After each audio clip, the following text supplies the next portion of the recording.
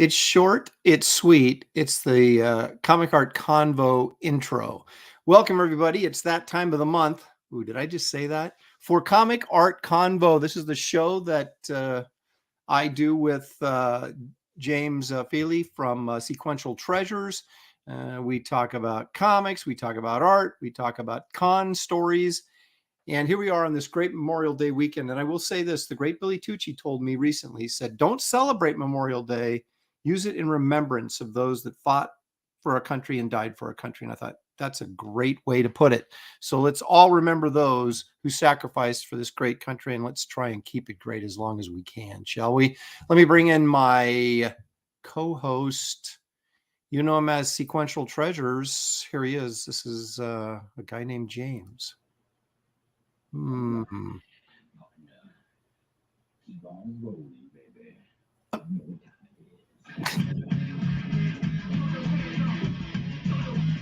It's the headbanger's ball, apparently.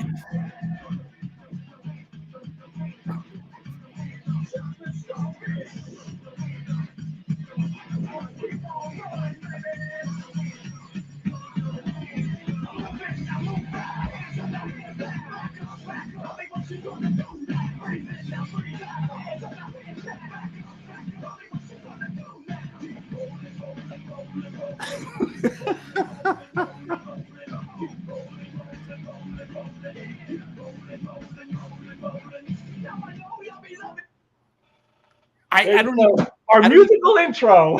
I don't even know who that was. That's Limp Bizkit with Rollin'. Well, Limp Bizkit, of course. Wow. I quit listening to music in 1979, so I don't anything past. Everybody that's listening to the last the band he listened to live was Crosby, Stills, and Nash. And they were just forming at that point, so. He was there for the Leonard Skinner Death Tour. That's what he was there for. That was his last concert. That's right. Well, in fact, I was just listening to their rendition of Freebird at the Oakland Coliseum 6 months before they, most of the band, not all, but a lot of the band died in the plane crash. So it's funny you should bring them up because I was listening last night. Let's take a look and see who's in the chat here before we get rolling. We got Leg Kick is here because, of course, Leg Kick is almost always here. Holder 6480 is here. Passmaster Dan, Hyper Potato. Well, look, Sequential Treasures in the chat. Mark Pengrin, Great Topic Lopez. I didn't pick it, James did, so give him all the credit. These type of books are the ones I've been pursuing lately to fill in holes in my back issue collection since they rarely get reprinted. That is so true. That is true. Because it is problematic when you're dealing with two companies for sure. How about the topic of comic book greats with Rob Liefeld and Todd McFarlane? If you can, I might fall asleep during that stream. So let's see here. Stippling Vaughn, Marcus Killigrew, Her in the Steadfast, Blackjack, H is for Heretic. Let's see. Stephen Rockwood drawing. Hello, Aaron. Congratulations on your time of the month. That's what it is. It's that time of the month. So here we are for Comic Art Convo. My homie Ellie Munoz, he says muted. We're not muted. I'm not muted. We're not muted. Heidi Mealy's here. She seems ashamed and embarrassed by something probably. Well, you just did. You're not doing your job as a husband if you don't embarrass your wife. Probably your rock and roll performance is what she's reacting to there. I'm saying if you don't embarrass your wife, you're doing something wrong as a husband. That's just how that goes. Well, or and you have kids, you embarrass your kids. I mean, it goes on and on. Well, no, see, the way it is you embarrass the kids at first, and then they embarrass you later. That's exactly right. Timmy Mello is here. Anthony Perrone. Let's see. Survive Infinity 0088. Gnomeski. There's Heidi Mealy and again reinforcing her embarrassment. Being Sweatpants is here. I'm too high for all this energy. Boy. Jeff Potts is here. Let's see. Repairman Jack is here. How about that? Genuine Comics is here. I think we got Kevin Thomas as well. Hail, Aaron, and he just popped in, Brohawk. Look at that. But he's not here. We better not tell him what you told me before we came on air. Kevin Thomas Hail, Aaron and James. Favorite crossover, without a doubt, is Sludge meets Atari Force. I'm racking my brain to think if that was actually a real crossover, and I don't think it was. So I'll take that as a personal offense. There you go. Right out of the gate, we'll get that taken care of. They must have saw this up in my rack today. Right there at the top. Oh, there it is. Yeah. Oh, boy. Did you just freeze up? There you are. Okay, you're back. All right. So James sort of, he always comes up with these ideas for the show, and sometimes it challenges me. Other times it doesn't. This one challenged me.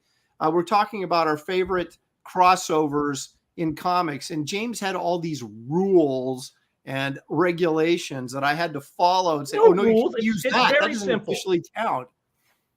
The rules are the two characters, each from a different universe, coming together in a single story. That's a crossover. It's real simple. It's not hard. This isn't math. This isn't science. Yeah, well. This isn't like asking what is a woman. Well, wait a minute. I have to get back to you on that. Yeah, see? No, I try. Admittedly, I tried to sneak in an amalgam book, and James said, no, that doesn't count, even though they are taking two characters from two different universes, but combining them into one character. That's kind of a crossover, I feel. But James said no. So I took it out, and I'm using something else. So that's fine. I had a backup plan. That's all right. I can get pushed around a little bit on my own channel. That's fine. That's fine. So anyway, James, you've got a plethora of material. So let's jump into it and attack this this topic. Let me see here. The very first one that I have here. Come on, work. There it is. Ooh, that's a good one. I have to admit that these newer ones that mostly is your selection, I haven't read most of these. I thumbed through them, but I don't know that I sat down and read them. But anyway, tell us about this. Punisher Batman Deadly Nights. And as you guys know, I am a fan. I'm not just making it up. I have my autographed copy, so I am a fan of this crossover. Who signed it? I just to me, this is like the classic. This is what a fanboy wants. You've always wanted to see Batman and the Punisher going at it. It's what you live for. You wanted to see this happen ever since you first saw the characters. And so to me, it's like this is like a wish fulfillment from Chuck Dixon and Romita Jr. and Jansen, and just bringing the fans exactly what we love. And that's what I love about this story. It's exactly what fans want. Well, this was, what year was that? Was it like 1994? Okay, so it was right in the heyday of the boom of comics when right before the crash, in fact.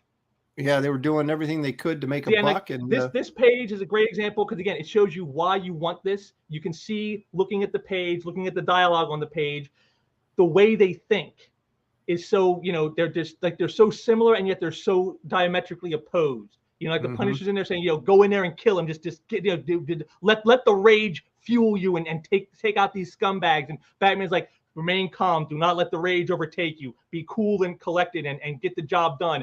They both are in there doing their thing, but they're coming at from completely opposite angles. And to me, this is exactly why you want a story like this, to see that kind of interaction. This is the kind of crossover that there was a good idea that you wouldn't expect Marvel or DC necessarily to make a good decision like this, but you've got the Punisher and Batman, both sort of vigilantes. So that works. You got Chuck Dixon, the writer, who's written both Batman and the Punisher. So who would have a better grasp on both characters than he would? And then of course, John Romita Jr. can't go wrong there. And Klaus Janson. So it's like they did everything right with this book, which is pretty amazing. And then, of course, the next image here you have. This is exactly what you wanted. This is what you read the whole book for. Was just for this moment that you're about to see.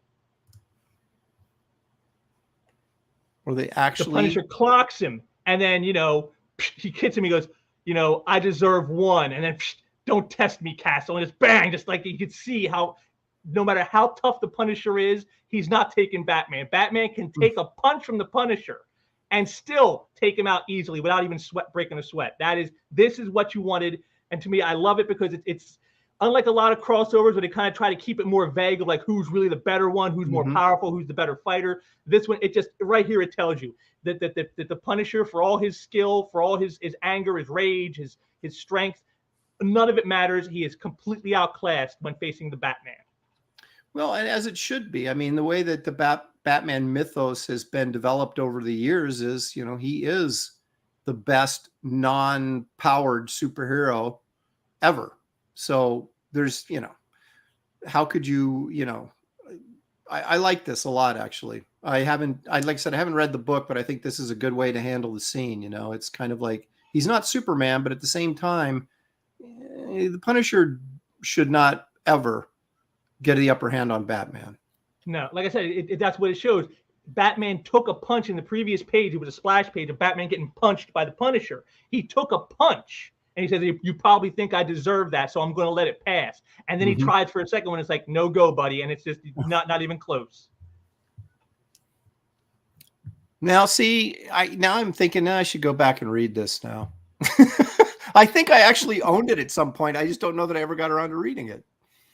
But I mean, the fact that you got the Joker and Jigsaw in there, and classic, mafia stuff. It almost doesn't even matter. This page right here is what you wanted to see when you bought that book. This is what I wanted to see right here. Yeah, this was it. It amazes me that this stuff didn't happen more often because of how cool it is. I mean, just in terms of what the fans would have wanted, but I know how difficult these contract things go with using, combining characters from different companies. It's a miracle any of them were ever done, but at the same time, you would have liked to have seen more because they really, this is your total fanboy dream, right? You got to get to see your two favorite characters from opposing universes together in the same book. Nosferatu Zod kind of nails it right here. Nosferatu Zod nails exactly why that scene went down that way. Frank hasn't been trained like Batman. No one. I mean, Frank has training. He's a soldier. He's been in hand-to-hand combat and stuff like that. But compared to Batman, it's not even close.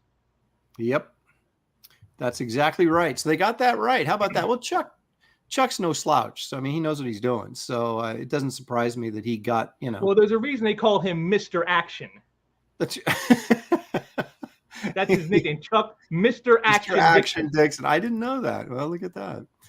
Okay. All right, so here's your second one, which isn't really all that far removed from your first one. Here you go.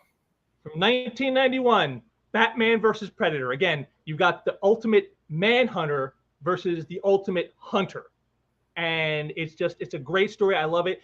The Predator comes to Earth to take out champions, and he starts with a boxing champion, then he moves on to a mafia don, and eventually, of course, he gets to Batman. And this doesn't go the way you think. You would think that Batman would be the superior guy. I got the schemes and the scams, and I know how to work everything. He's dealing with something he's never dealt with before, complete unknown, something completely beyond his scope. An alien creature he's never seen before, with tech and with skills far beyond any human being or even superhuman being has. And he has to deal with it, and it's great to see Batman kind of overwhelmed at first, and then how he comes back in the end to take it out. I love it. It's a great action story. And again, you got the Kubrick brothers together doing the art. How can you miss with that? Exactly. That was another great choice that they made here on the art team. And is this Chris Warner cover or is this Kubrick cover? Do you know? I believe that's. No, I think that's the Kubricks doing the cover there. Yeah. Okay. All right. Kind of threw me for a moment here. Let's take a look at some interior work in here that is definitely Kubert. Yes. Marcus Killigrew would know who did the cover in there. If we were mistaken, let us know, Marcus. I know you know. See, there it is. See, at first when Batman tries to take him on, you can see how it works out for him in the end. It does not turn out well for Batman. Well, this is one of the situations where with Batman, and this often happens to him, at least if you're writing him correctly, he gets in over his head because he is, at the end of the day, he's just a guy and a well-trained guy, but he's just a guy. And so when he's fighting an alien or a monster, he's going to get his butt kicked. And so then it's Batman. What makes him Batman is his ability to figure out how he can overcome this incredible obstacle. And I love this because in the next part, You know, it's this is towards the end of issue 1. In issue 2, you see a little bit more of this, how he escapes the monster so he doesn't die. But then after that, you see him for most of the rest of part 2. He's all bandaged up in a sick bed in the Batcave. He was that jacked up in this battle. I mean, it's like he really took a lot of damage, and it's like he had to heal before he could even consider going after this thing again. And I just like that about it. You know, it's like you tend to think like sometimes they play Batman as if like he can take anything and he just keeps coming back. It's like, no. He's only human, and that showed this here. I like how Dave Gibbons showed that, you know, Batman is just human. He is not superhuman. He is not extraterrestrial or otherworldly or supernatural, any of that. He is just human, and he needs time to heal. And I liked how they did that in this story. Yeah, that's a nice touch. I did read this one, but I can't remember hardly anything about it because it was, 30 years ago. Yes, Jiminy Cricket. I did see the trailer they made for that. They made a Batman versus Predator fan film in 2003. I saw that trailer. That was excellent. I was like, man, that's almost me wish. Man, they should do the movie. Make an actual movie of Batman versus Predator. I'd watch it. Yeah, actually, so would I.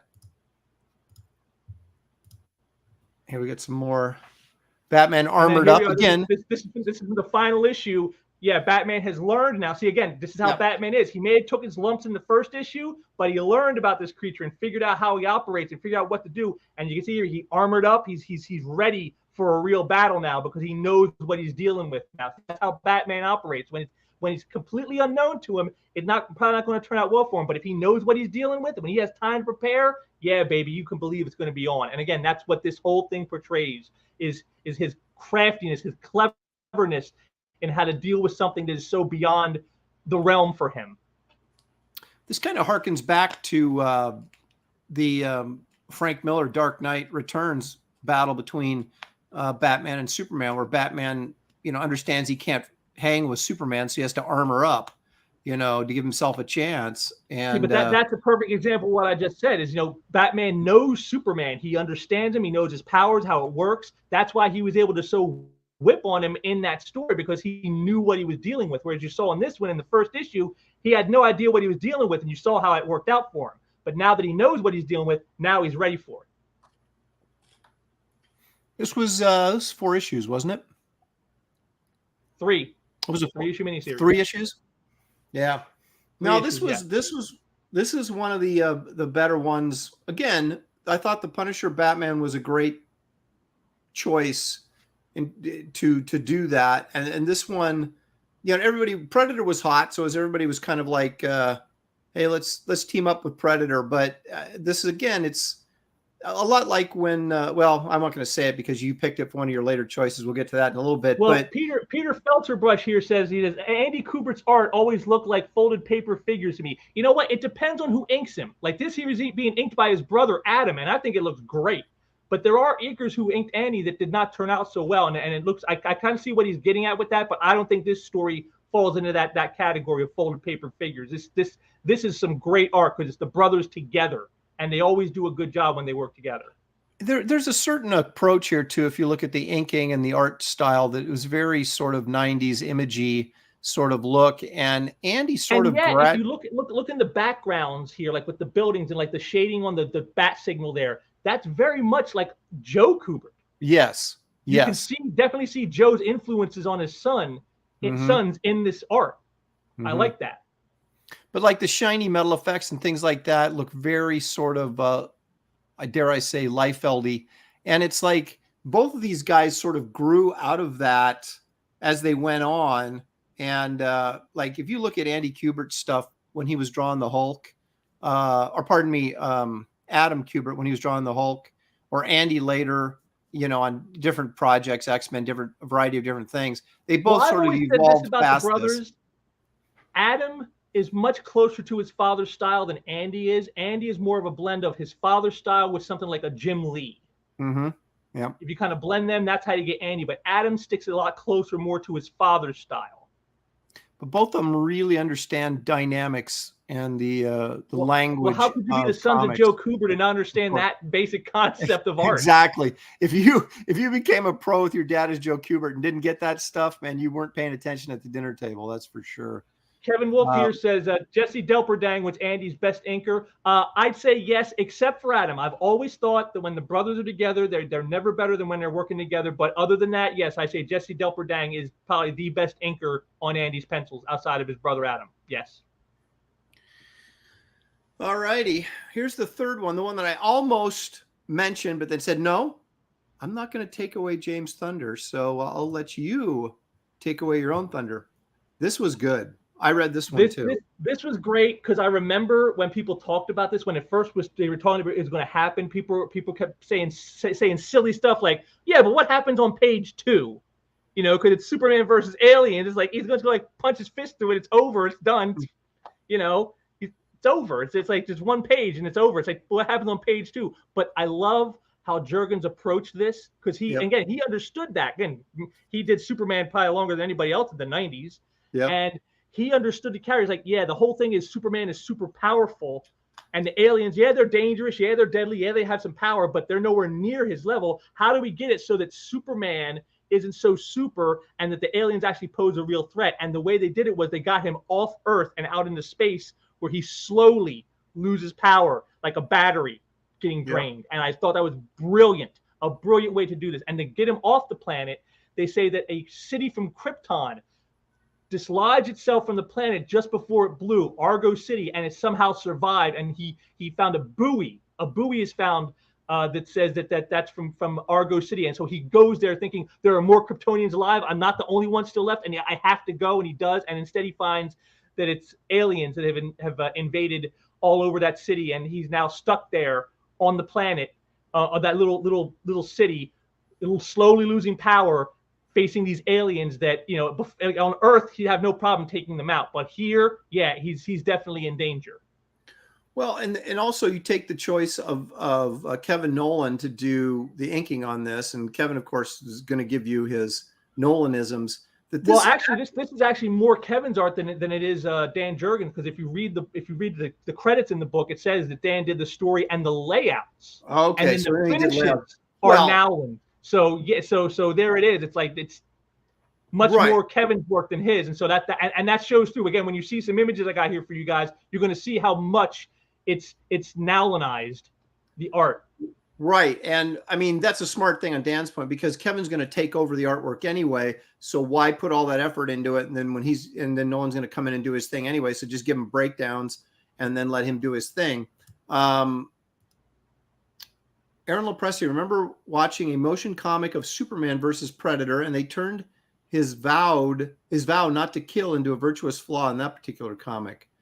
Yeah, there was much later. There was a Superman versus Predator miniseries. I never read that one. That was much later. I just haven't got to that one. But yeah, but Superman Aliens is great. I love it. 1995 classic. And again, you're going to see right here some beautiful Kevin Nowlan art. Well, and also having Nolan such a being involved in the art, this becomes more of a horror comic and less of a superhero comic, which I really kind of dug when I was reading it. Because I was like, you know, because Superman was threatened, you know, and it was like kind of scary and dark and creepy and all the things it should be with an alien property. Marcus, it depends. I've seen where there's a lot of stuff with Jurgens where it's like layouts or breakdowns and then someone just finishes. But I've also seen plenty of stuff where Jurgens does full pencils. So I mean, it just depends. On this one though, he did just layouts and he let Kevin. I think for the reasons Aaron was stating is he knew that not Nolan's going to Nolanize it, and so it's like rather than just try to fight it, let me just lay out some basic stuff, and then he can just do his thing, and he's going to do it anyway, and that way it's all good.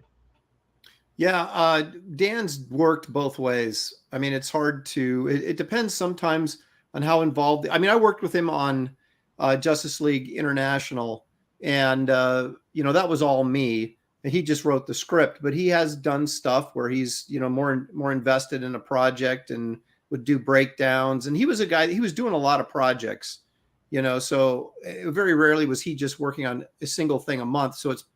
That may have dictated. For example, the death issue of Superman 75, he did the full pencils on that one. That was pure Dan Jurgens on that one. Right. But I've seen a lot of stories where if you read the credits, it says Dan Jurgens story and breakdowns or story and layouts, and then finishes by and then whoever the other artist is, and that's what the case is here. But again, like I said, I think you hit it on the head, Aaron. He just knows how Nolan works. He knows what he does. He Nolanizes everybody. So he's like, rather than try to fight it, I'm just gonna put out something simple that he can just go over top of, and it doesn't even matter because he's not overpowering me. He's just doing his thing. And now currently he may be doing, I haven't been keeping up, but Dan may be doing more layouts than finished pencils just because, as we get older, we're kind of like, do I really want to do this? So you knock out the layouts and let someone else do the finishes, and focus more on the story itself rather than the art. So, but anyway, I love this because not only do they keep Superman in danger, they also put Lois in danger, because what happens is when Superman goes to this Argo City, he needs the help of LexCorp to do it because they have the ship to get him there. And so Superman gets on board the space station and takes the ship out to Argo City. When he gets there, he finds some people who are unconscious. And so he sends them back to the LexCorp, space station, not realizing they're infected with aliens. And so, of course, aliens are now on the space station on Earth, and Superman's out here on this planet stuck there. And he realizes later that, oh my God, I sent those people back and they're infected. There are aliens on Earth and I'm not there to stop them. Oh my God, I got to get back. I got to return. I can't, Lois, the world. Oh my God. And it's just, it's so I love how Jurgen just keeps compounding his problems on him as he's out there, just gets bigger and bigger and bigger. And he just can't seem to get past it. I just love that. Like you said, it definitely gave it much more of a horror edge in the story than you would expect for a Superman title. And of course, here's again, just like with the Batman Punisher, this is right here. Superman being infected with an alien.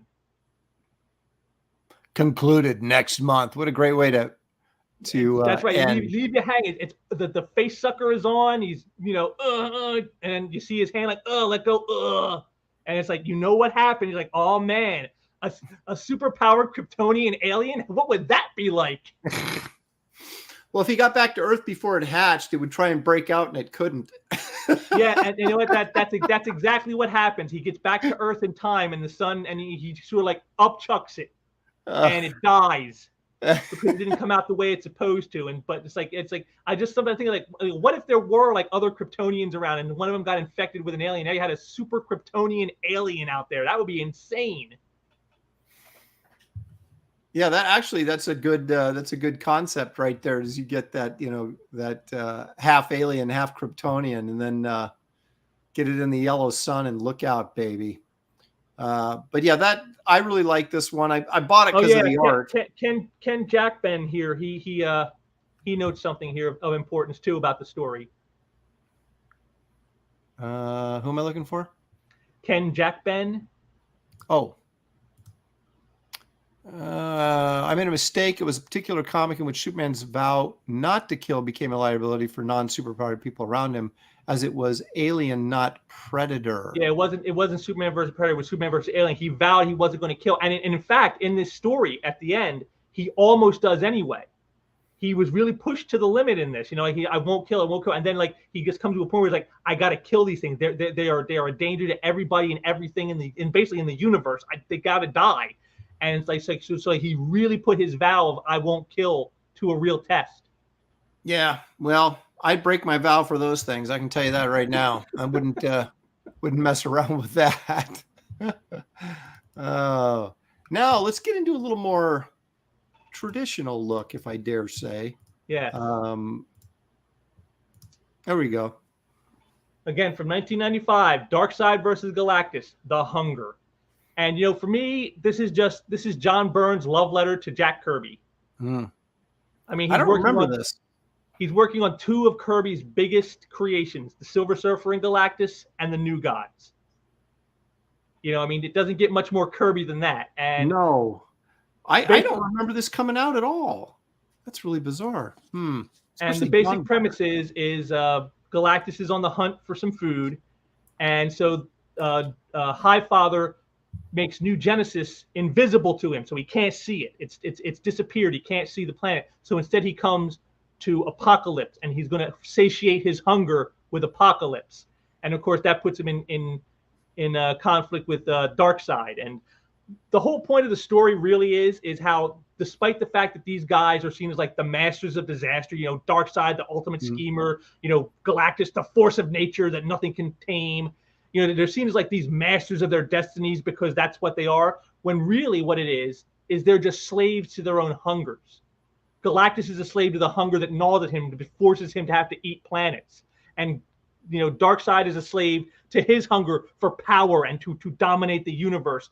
They're really just slaves to their own machinations, and they're not really these great powerful beings that we see them as. When we're watching them do their thing, it's they're really just slaves to them to their desires. And I thought it was a very interesting take to do with the characters. And I can't think of anyone better than John Byrne, except for maybe Walter Simonson, who could do it. Yeah. To show the love to the Kirby creations the way Byrne did, because he was definitely very much a fan and devotee of Kirby. So, was this a one? This is just a one shot, right? Or was it a mini? No, it's a one shot. Okay. Oh man, that's really bizarre because I do not remember this. Could I have been just asleep that Wednesday when it came out of the comic shops? I don't know. I said, it's funny how sometimes some books crop up in the 90s. I was like, I never saw that. Where was I at? But I guess I just wasn't paying attention. Let's take a look at some interior art here.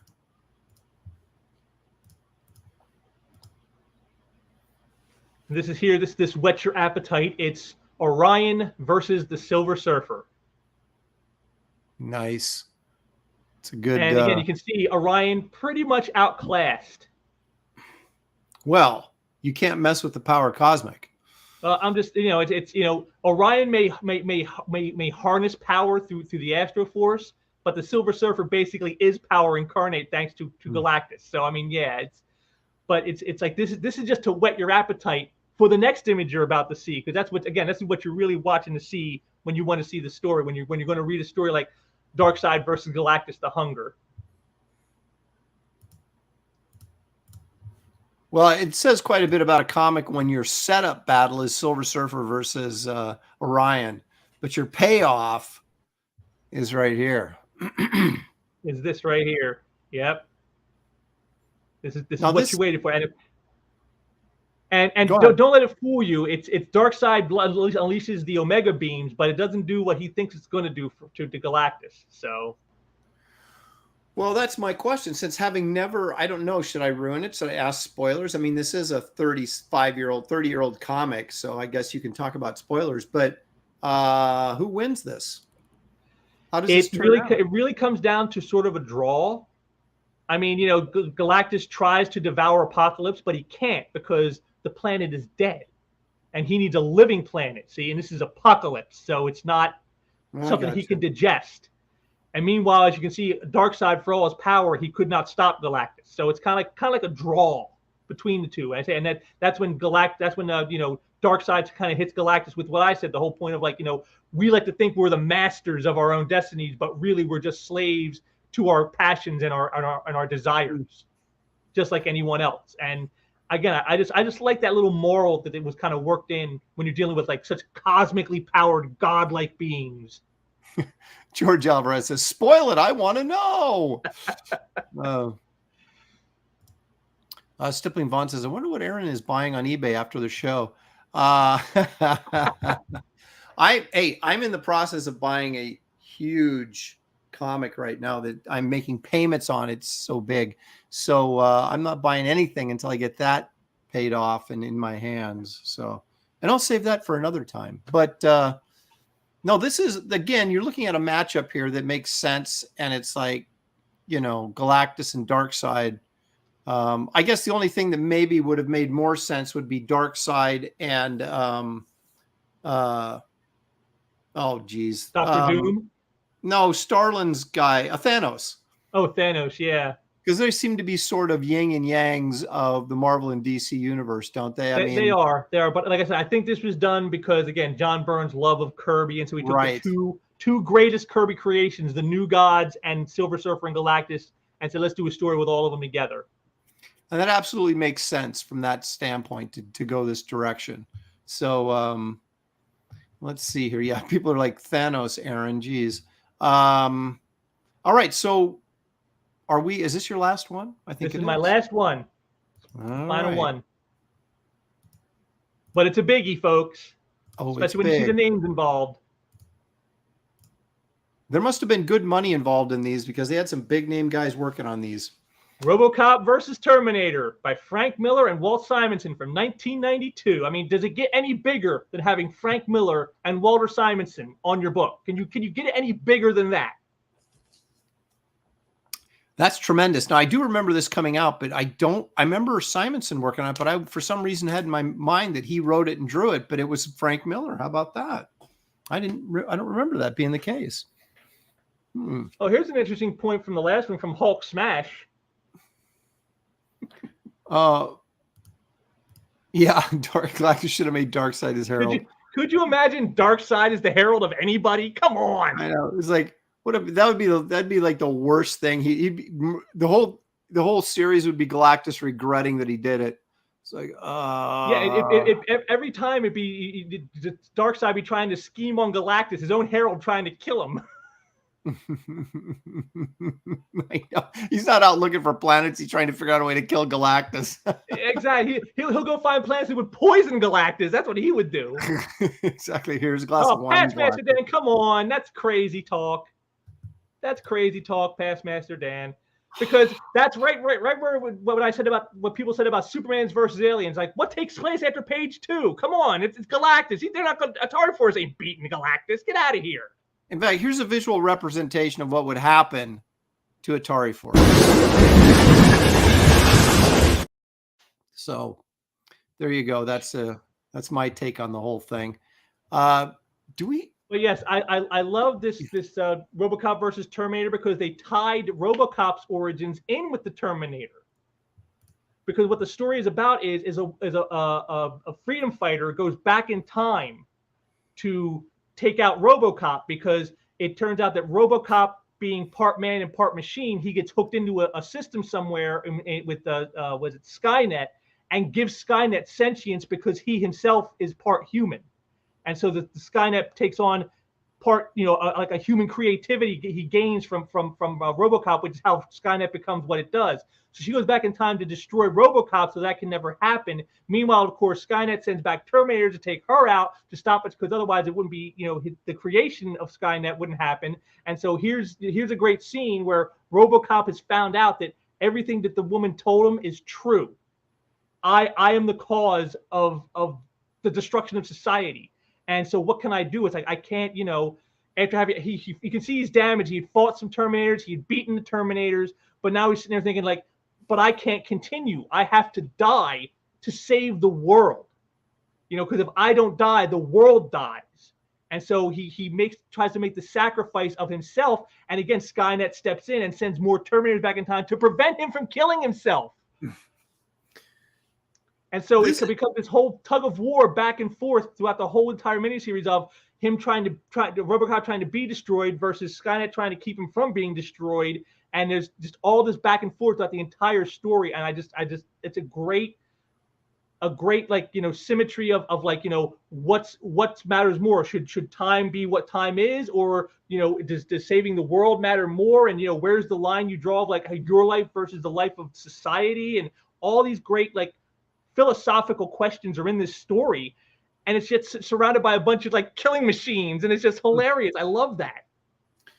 Well, this is a prime example of how valuable comic books can be in the sense of storytelling, because to flesh out this sort of, like you said, this kind of full circle scenario where you've got Terminator and Robocop tied into one another, how easily it can be done in a comic book, and how expensive it is to put something like that together in a film. So it's like you can hit the high notes in the films, and then you can come in with a comic book adaptation or something like this and sort of fill in the blanks for the fans of this material. And it's a great. It shows why comics can be such a great medium for a lot of different reasons, but just in helping a movie franchise like this in the hands of good people. Yeah. And then we got our final image here, which I just loved it because I just love this moment in the end, after Robocop is like gone through time and space and everything else to get to the future. You know, he tries to save the woman, and you know he's fighting against Skynet in his own mind. He seems standing there, and you can see he's fighting it in his own mind. You know, where Skynet tries to convince him, no, you just let this happen. It'll be good for you. Just you'll have everything you ever desired. Well, I'll give it to you. Just to let yourself become what you do and create me. And then you can see here, you know, shut up and die, Skynet. You know, it's just, he doesn't care. It's like just it's over, and that's what he does. Shut up and die. Excellent. And I like the little like it's almost like a little homage to Wolverine the way he does that. Yeah. Well, and I'm looking at the Simonson art here too, and the storytelling and the lettering. It's just, which was John Workman Jr. by the way. It was John Workman who did the lettering. Right. And it's just, I love how Simonson has kind of created his own sort of artistic, stylistic language for comics. It's just so recognizable on how he's innovative and how with his layouts, how effective and part of the story the sound effects and the lettering are at times. That's just a great page and a cool image. Well, I'm going to give spoilers to everybody how it all ends in the end. Now, you see here, he tells Skynet to shut up and die, and that's exactly what happens. He destroys Skynet, and he saves the future, which, of course, alters the past, and so it goes back in time to where, like, the woman never went back in time because Skynet never happened, because all this stuff happens, and right as time is folding in on itself, Skynet sends one last Terminator back in time to try to put it the way it wants it to be. And it sends the Terminator back too far, like this, to like the dinosaur age, and just a dinosaur comes in and steps on the Terminator and crushes it. Like, oh my God, it's hilarious! Walter Simon doing a dinosaur crushing a Terminator. He probably told Frank Miller, he's probably, hey Frank, can you work in a dinosaur somewhere in this story? And Frank said, oh, I got an idea. And it even said in the story, it says, you know, the Skynet sent the Terminator back too far, and it's like, and it's crunch. I remember the first time I think it was the first time I met Simonson, or it might have been the second time, but I remember it was weird when he told me that his signature was actually a dinosaur, or, you know, a brontosaurus, or, you know, Diplodocus, whatever the technical name is these days. And I remember it was just like a light going off, and you're like, oh, because now it's so obvious when you look at it, but when you're not thinking about it, it's like looking at a cloud, right? You don't see anything until someone says, oh, look at that. That cloud looks like a rabbit. Yes. And you're like, oh, yeah. And then you can't unsee it. Yes, so, yeah. Thank you, Frankie. The good guys actually win in the end in this one. Yes, they do. The good guys win in the end. Mm-hmm. Miller and Simonson in their primes. Absolutely, man. Early 90s, kicking butt. 1992. Dare I say that's when Frank still cared.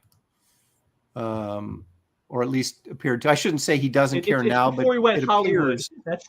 Yep, there you go. Kevin Wolf wants Kevin to Wolf, yes. That. Simonson did pencils and inks. There you go.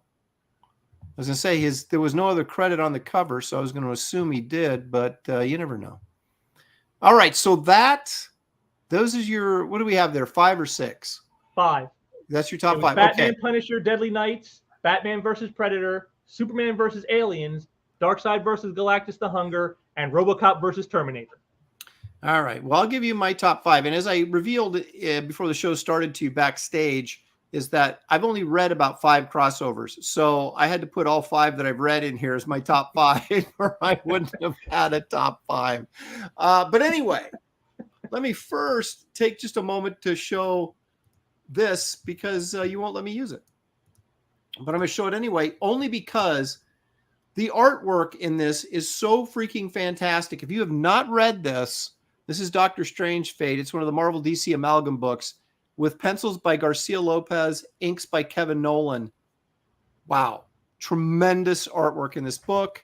So I don't even remember if the story's any good. It probably was. Ron Mars wrote it. But all I remember is how great the artwork is. So if you haven't looked at it. When you brought up Amalgam, I figured Doctor Strange Fate was going to be the one because of Nolan. Yes. That was my favorite one by far of all those. Okay. Now, I'm kind of torn on my I'm going to mention one here simply because how could we not mention it, right? But you guys are Yeah. going to laugh at me when I tell you that the reason this isn't officially in my top 5 is because I've never read it. And that's almost kind of embarrassing. But this was like one of the major deals there in, what was this, like 1981 or 82? You got Walter Simonson drawing early 80s. X-Men and the Teen Titans crossover, the two hottest books at the time, drawn by Walter Simonson. This is pre-Thor, but he was still, he was still a big deal. But and inked by Terry Austin. Yeah, and it's almost sacrilegious to say, but I have never read this, so I can't pick it. But I do want to make a point of making us aware of it because, I would guess that it's incredibly awesome. And I'm sure everybody in the chat's read it and they're probably think less of me now. But let's get on to my real top 5, shall we? Yeah. All right, number 5. By probably my favorite artist. Yeah, you guessed it. It's Marvin Martian and Martian Manhunter by me. Now, yeah, that Lopez guy, he does some wacky stuff. I'm telling you, when Dan DiDio told me they were doing these things, and he started rattling off. He said, "Well, I got to do something with Marvin Martian." I'm like, "I'll do it. That's mine." And so Steve Orlando wrote it. It's a fun little story, but just for me, getting kind of to mess around with the Looney Tunes a little bit. And I can honestly say I have read this comic, so therefore it is in my top 5. You didn't read the comic. You didn't just read the comic. You read the script of the comic. I did before it was finished. Look at that. Stippling Vaughn says, "Aaron, I'm revoking your nerd card for never." I know. It's but Mark Penguin has your back though, Aaron. Uncanny X-Men was my book for like 20 years, but I never thought this was that special of an issue. Don't feel ashamed, Aaron. Well, I'll tell you this. This was before I knew who Walter Simonson was, really. And I was never a new X-Men fan. I just never got on board with I was never an old X-Men fan either, to be honest with you. So it just, when it came out, I was kind of like, and I never was a Teen Titans fan. So it was like, there was nothing in that book that appealed to me like it would now. And so I guess I should go back and get it. But I have multiple copies of this, so I don't have to worry about this. Art of Roy, yes, that was in my picks. My third pick was Superman versus Aliens. Yes, that was mentioned in the stream, definitely. I don't think we could do a crossover talk without talking about Superman versus Aliens. Yeah, that was the first one I looked up, and I went, "Oh, James has got it, that SOB." But anyway, here's a little action here between Marv and the Martian Manhunter himself. The story is that Martian Manhunter creates this what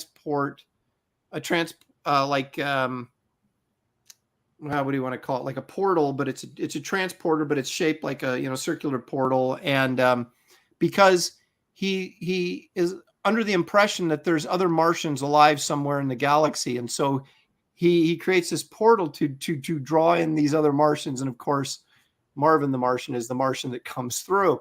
Now, I got to redesign Marvin's outfit to make it sort of more superhero contemporary and less Looney Tune-ish, which was a lot of fun. And if you'll notice, on the fin on his helmet, and also right here on these little ear covering things, and this fin right here, that green bird that was his partner in one of the Bugs Bunny cartoons where he appeared, that's who that is. Nice. So his green bird pal is like engraved in his armor, nice. Just in case, you were wondering how much thought I put into this. Oh, you're from Mars too? Oh, how lovely. I just hear that voice. I know. It's so funny because these were so hard to take seriously, and yet they were so fun to read, most of them anyway. Which brings me to my fourth choice. Now, I'll bring it up first, and then I'll give my disclaimer. I am not a Tom King fan at all, but I actually thought this was pretty good. So I give credit where credit People is who are due. fans of comics are not Tom King fans. Right. But this actually was kind of a fun comic. And I'll say this, I would not have picked it up had it not been for the Lee Weeks interior artwork. Check even this cover, how simple the design is by Weeks, and yet how effective it is and how cool it is with all this shadow and very simple cover, but man, well, I can't fault you for Lee Weeks because I did the same thing. I picked up, was it Batman 51 through 53, a 3-part story where he's on a jury, and they're going to try to convict Mr. Freeze, but then Batman's like, I can't convict him, even though he's the one that took him down. I can't choose to convict him, and it was this interesting story, but it was all the Lee Weeks art is why I bought it, and Tom King's story did not do anything for me at all. So yeah, I can definitely feel you on. I didn't like that. Other than Lee Weeks artwork, because I thought, I don't want to sit here and turn this into a, cap on Tom King episode, but he wrote it. It was, Bruce Wayne's on the jury revealing stuff about himself that he would not be talking about to total strangers, and it was just really, I don't know. It's like people have said the criticism of Tom King writing Batman is that he doesn't get Batman, or at least he writes him in a way that is not true to the character. But so we'll focus on the art, and let me show you the opening page to this story, because it has such a kind of classic Eisner feel to it. It almost feels like that came out of Contract with God or something, by Eisner. Yeah.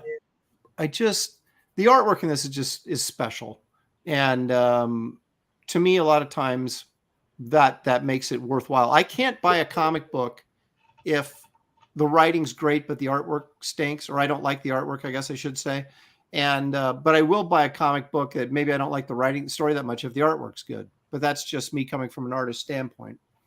Well, I will say that this does have very much an Eisner feel. Like the only way it could be more Eisner is if Play for Me was actually somewhere like on a building side or like on paper flying through the air. That's the only way this could look more Eisner. I was thinking the same thing. I was like, if only he had done that with the title sequence, it would have felt just like a complete Eisner shot. The rain, the small figure down here in the corner, and it's just a great drawing. But anyway, yeah, big Lee Weeks fan. So that's why this is on here. But anyway, so my first two aren't great choices in terms of the overall scope of things, because the X-Men Teen Titans should have been on there, but like I said, having not read it, and also, well, we'll get to that in a minute. Here is one I did read and absolutely loved, and that's why it is on my list here at number 3. And this again is Dark Horse making hay with their Predator crossovers, and this is Predator Tarzan. Dark Horse at the time also had the license for Tarzan. Now, the other great thing about this is Lee Weeks art, again, written by Walter Simonson. This is a great miniseries. If you have not read it, I encourage you to check this out, because it makes total sense. You've got the Predator in the jungle. Tarzan's the Lord of the Jungle. They're going to clash, and it's a tremendous. See, I love this, man. And let me show you the. I couldn't get any interior pages because they were all, the ones I found online were also stinking tiny. They didn't blow up at all. But I do. Here's another cover. This is the cover actually to the first issue. So you've got Tarzan versus Predator at the Earth's core, right? So you've got like all the elements of Edgar Rice Burroughs. You're getting Tarzan, but you're also getting maybe, I can't even remember now. I have to think back. Like I said, I haven't read this in 30 years, but maybe David Innes, the character that was in all the Pellucidar, which is the Earth's Core stories by Edgar Rice Burroughs, might have been in this. I can't remember exactly. But this is a must read, you guys. If you're into Predator, if you're into Tarzan, if you're into anything Burroughs, any of those things, or just good art and good writing, this is a great book. So, well, Stippling Vaughn backs you up completely on that, Aaron. Well, yes, Walt Weeks gold, baby. It is. You know, which reminds me, Walter and I were going to do, when Dark Horse had the John Carter, the Edgar Rice Burroughs license, they were doing some John Carter of Mars stuff. And I'd come up with this concept, and I pitched it to Walter. And I said, hey, would you be interested in writing this? And we laughed about it, and he said, yes, I would. And so I did some pitch art. I'll tell you what it is in a second. I did some pitch art for it. Walter did a little write-up for it. We sent it in, and they said, we can't, they turned down Walter Simonson, right? They said, we can't do this because it seems too disrespectful to Burroughs. And what it was John Carter and the biker chicks of Mars.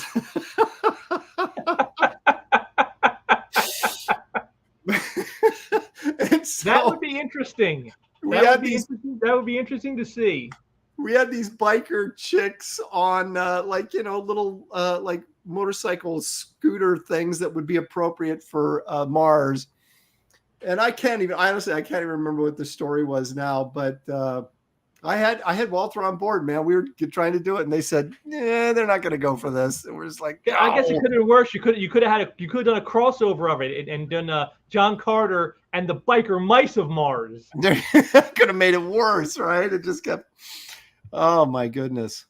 So anyway, that's from the vault of Low Presti. There, you got a little tidbit of information. Okay. So that's number 3. Number 2 for me, this won't come as a big surprise probably to anybody. Where's my cover at? Oh, there it is. Well, maybe now, once you see it, you'll. And again, from the 70s, Superman versus Muhammad Ali. This has perhaps Neil Adams' best work in it that he ever did for any single project. And I know that's saying a lot, but he really nailed the likeness of Muhammad Ali. The story is kind of corny, but at the same time makes some sense.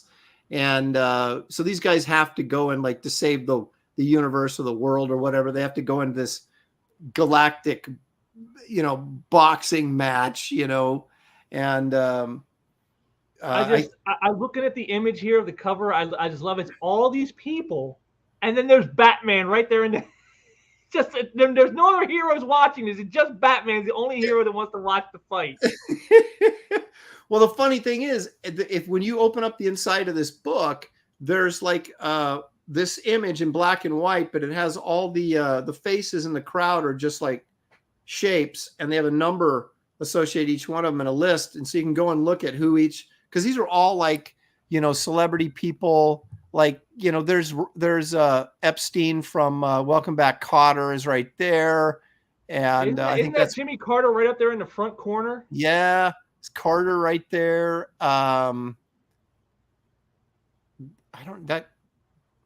That's not Martin Luther King because he would have been already passed away at this time. There's Kurt Vonnegut right there. Wolfman Jack right there, Frank Sinatra right here. But anyway, you can go through this whole. Archie Goodwin is hidden back here. Like I said, it just cracks me up. Like there's all these normal people, and then Batman, and just for no reason, just put Batman in. Just could have Batman in it. I know that is kind of funny. That it's kind of like he's the only superhero in the entire crowd. Julie Schwartz looks like that's right here. Margaret Thatcher right there. There's William Gaines right here. So that's kind of the fun of this cover, is going through and seeing if you can find everybody on here, and then who you missed and everything. But it was kind of thank you Frankie says Kelsey. Thank you Frankie says Kelsey is between the ropes. It's right on the black guy's head. Like, wait a minute, I don't see Sasquatch in there. That's not that. Where do you see Kelsey? I think he's talking about Gaines right there. That's not Kelsey. That's of course the legendary William Gaines, publisher of Mad Magazine and EC Comics. What's that? Tex Blasdale is right next to the Jackson 5. Oh, wait a minute. Here's the Jackson 5 up here.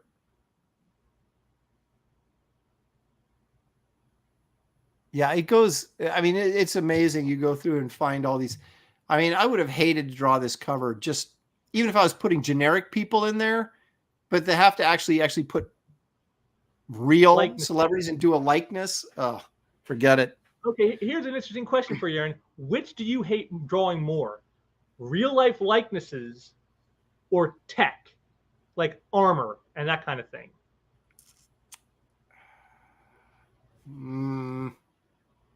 Because I know you said you would hate to draw a book like Iron Man because you hate drawing the armor. So it's like, so which do you hate more? You hate drawing tech or do you hate drawing likenesses that are real life?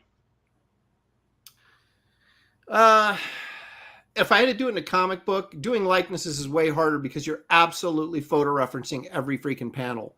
Tech stuff is just drawing stuff that I'm not interested in, but I could fake it because I had an Iron Man Ms. Marvel crossover, and that was with Iron Man with his newer, complicated armor. It was a pain in the butt, but once you figured out the armor, you could just go with it. But doing likenesses, like I did an issue of Star Trek, and you're just like pulling photo reference every freaking panel. That's pain in the old buttocks. So I guess tech would be my answer if you put a gun to my head. There you go. Blackjack even said it right below the bottom rope it was Alfred E. Newman from Mad Magazine. There you go. See, I didn't even I have to go back and look. Kevin Wolf says, and this is interesting, and he's right. The original Joe Kubert spread before he was removed was even better. Yeah, I don't know about that, but it depends on if you prefer Kubert or Adams. I'm kind of a Neil Adams honk. So first time Neil drew Superman on the inside of this comic. I didn't know that, but makes sense. But anyway, that was a huge crossover. Art of Roy. My favorite page is Lois and Clark and Jimmy Olsen walking the streets of Harlem down to see Ali. The artwork in this book again is just great, and so I recommend it just for that. Even though, like I said, the story's a little bit kind of corny, but how could it not be when you're doing? I mean, it's obviously the whole book was a publicity stunt, right? Yeah. And so to then kind of work a manageable story around it, which I think they did, but it's just the artwork is worth it alone. Okay, so here we go. Now, I didn't pick Batman Hulk crossover by Garcia Lopez because that was another one I never read because that came out. I don't even remember seeing that on the stands. I was wondering if it wasn't as big a deal as this first one I'm going to show you, which was a huge deal. And they really pushed, and it was everywhere. And that, of course, is Superman versus the Amazing Spider-Man. This was an event like no other because it was a Treasury edition, number one. Number two, it was the first major crossover of something like this. And you had your two most popular characters at the time. I mean, I could not. Well, it said right there at the top, the battle of the century, right there. It tells you. It is. And even though a fight between these two guys would last about 3 seconds, it was still just the idea was mind-bending to a little kid because this was 75, I think, maybe 76. Someone help me out in the chat. I know some of you guys know. I've got it, but I'd have to go dig it out to see. But so I was, 12, 13 years old when this came out. And so I was just like, ah! And I don't know, because we didn't have, comic shops at this point. And so it was, there wasn't information about this kind of stuff. And I don't know where I heard about it, except maybe I saw it as an in-house ad in another comic and was just like, could not wait for this to come out. And the interesting thing is it's drawn by Ross Andru. At the time, I was like, well, both Superman and Spider-Man. Right, which at the time I didn't know. And again, this is one of those things that makes perfect sense because you say this is the biggest thing ever. Who are you going to get to draw it? Well, Ross Andrew was the Spider-Man artist at the time this came out, and he'd also had a significant run on Superman, so it just made sense to go with him. And then, of course, you had Neil Adams coming in over the top redrawing stuff. So Adams had a significant contribution to the look of this book as well, because I remember looking at it and seeing some of the pages inside and saying, man, this is the best work Ross Andrews ever done. And that's because Neil went in and fixed some of it. Like this is a total Neil Adams here. This is Ross Andrew. You can tell by the hand and just the position, but like that doesn't look Ross Andrew at all. This really doesn't look like Ross Andrew. This clearly does. So Neil and Dick, I want to say, who inked this? Like a bunch of guys did, but I'm sure Giordano was in on this as well as Adams and Terry Austin worked on this. When you have an event like this, it's like it seems like everybody wants to have a piece of it. No, you gotta let me ink a couple pages. Come on, you gotta let me go on this. You gotta let me do something because everybody wants to be a part of this. But I think Neil Adams' contribution to this was much bigger than we even know because he certainly wasn't credited. But Art of Roy says 76, 77. He was 11 years old. Oh, so you're almost as old as me, Art of Roy. I'm sorry. Yeah, Jimmy Cox says, according to Wiki, this book came out in March of 76. Okay. So I would have been, I was 12 and a half years old when this came out. So this is a major, major deal. And there's just some tremendous double page spreads in this and some great art. And it's also a really fun story where Lex Luthor and Doc Ock team up to destroy the world. And Spider-Man finally gets Doc Ock to realize, dude, if you destroy the world, where are you going to spend all your loot? And Doc Ock's like, yeah, why am I teamed up with Luthor, who's just this madman who wanted to destroy the planet? So he gets Doc Ock to actually help get Luthor under control. But this, again, was a major, major event. And it came out, and I remember just freaking out, couldn't wait to read it, loved it when I read it. But then they followed it up with a Superman, Spider-Man team-up book, this part 2 of this, in a Treasury edition that I never saw. Now, it was a couple years later, I think, but I just never saw it on the stands or any place in the store, in a magazine rack. And I just wonder if the distribution on some of the subsequent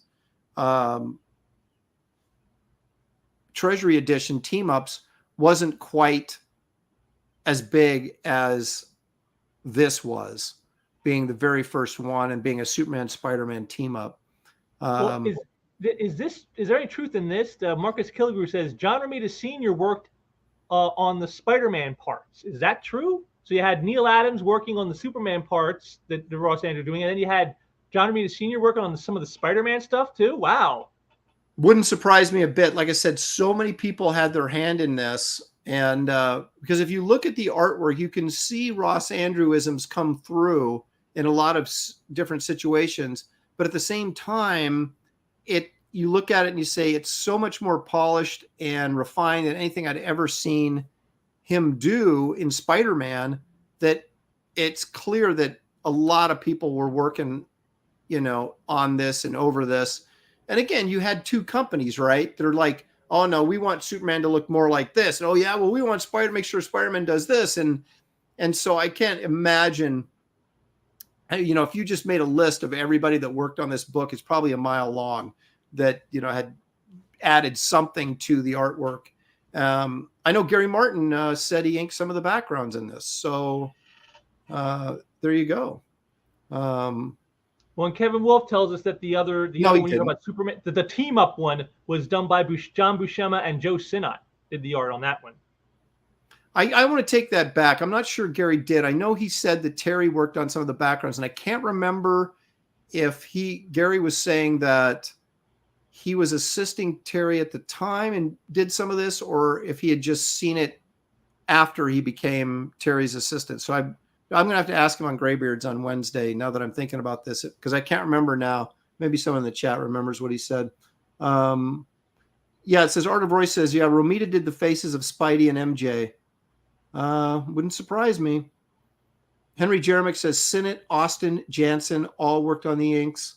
Wyacek also did some background inks on this. Yeah, Kevin Wolf is referring. He said there was a second Superman Spider-Man, which was John Buscema and Sinnott. But it just wasn't, it didn't have the fanfare that this book did. This was a milestone in a variety of ways. And this is the one I remember. And I never picked up the Hulk Batman, and I never picked up the second, because I never even knew till I was an adult that there was a second Superman Spider-Man book. Well, I mean, again, it's hard to top the first because this is the first time it happens. Plus, they titled it Superman versus Spider-Man, so it's not even like just like they're teaming up. It's like there's going to be a battle, baby. It's going to be the two biggest characters in the universes coming together to duke it out. It's like, whoa, you can't make it any bigger than nobody can make something bigger than that. Exactly, and I love the fact that like Clark Kent slash Superman had sort of this. They were aware of that.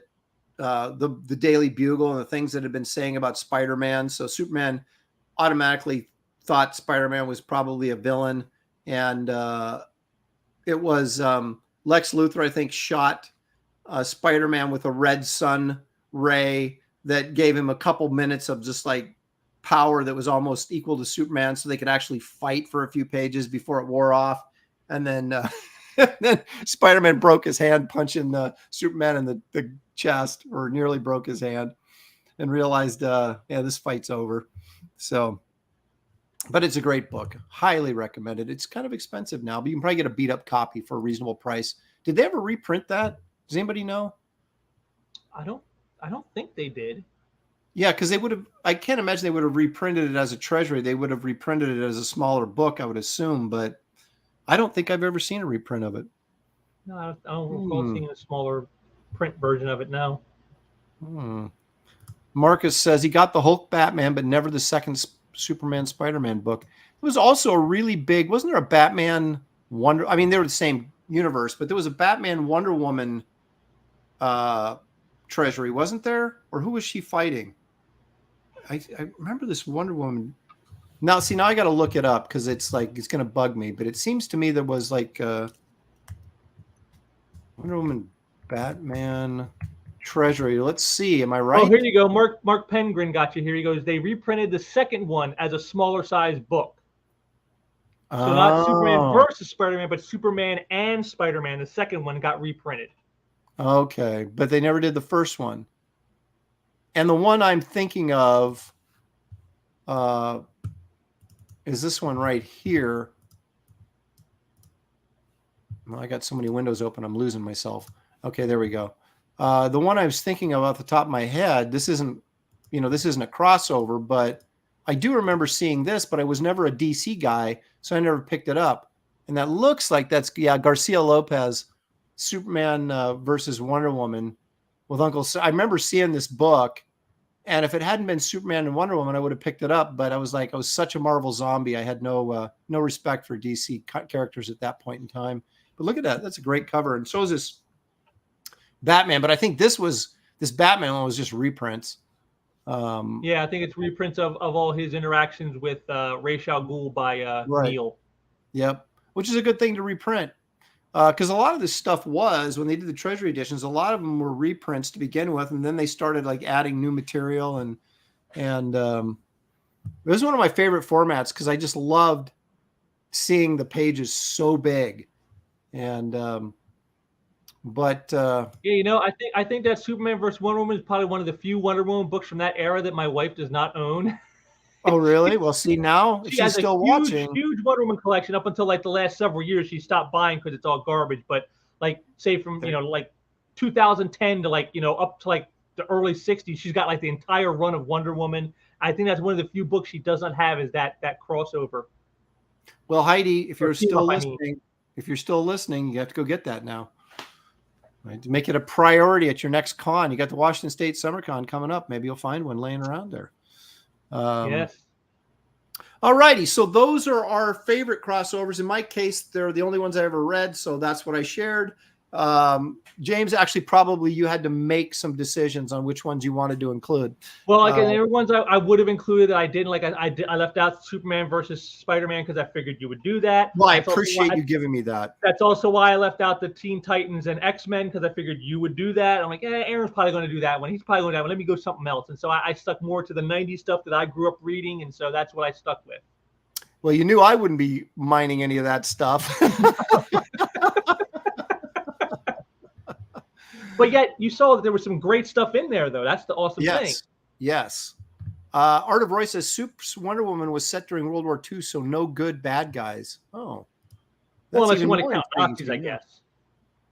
Yeah. Well, They're I guess- always good bad guys. That's right. I mean, come on. Hitler had to be in there someplace, right?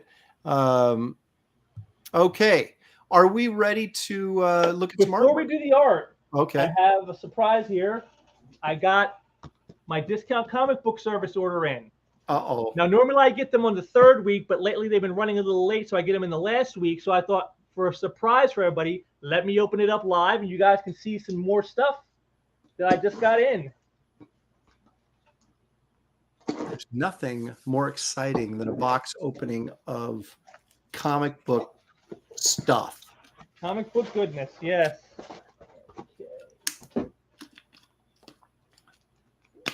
Shutter magazine, which is sort of like the new version of Creepy. Hey, is Kerry Gamble publishing this or involved in this at all? I don't know if he is or not. It's from Warrant Publishing, which is like the new Warren magazine. But yeah, Right. That's a great cover. Is that a reuse? Is that who is that? It's got the name right down there. I don't know who it is. Oh, I was wondering if that was Alex Horley, but no. So I assume that's black and white horror stories, just like. Oh Creepy yeah, Treasures, right? it's done just like the old Warren magazines are done. It's all in black and white except for the covers. Okay, and now for this. So you don't go to a comic shop anymore? You do like Yeah, I just get them online this way. Punchline from Antarctic Press.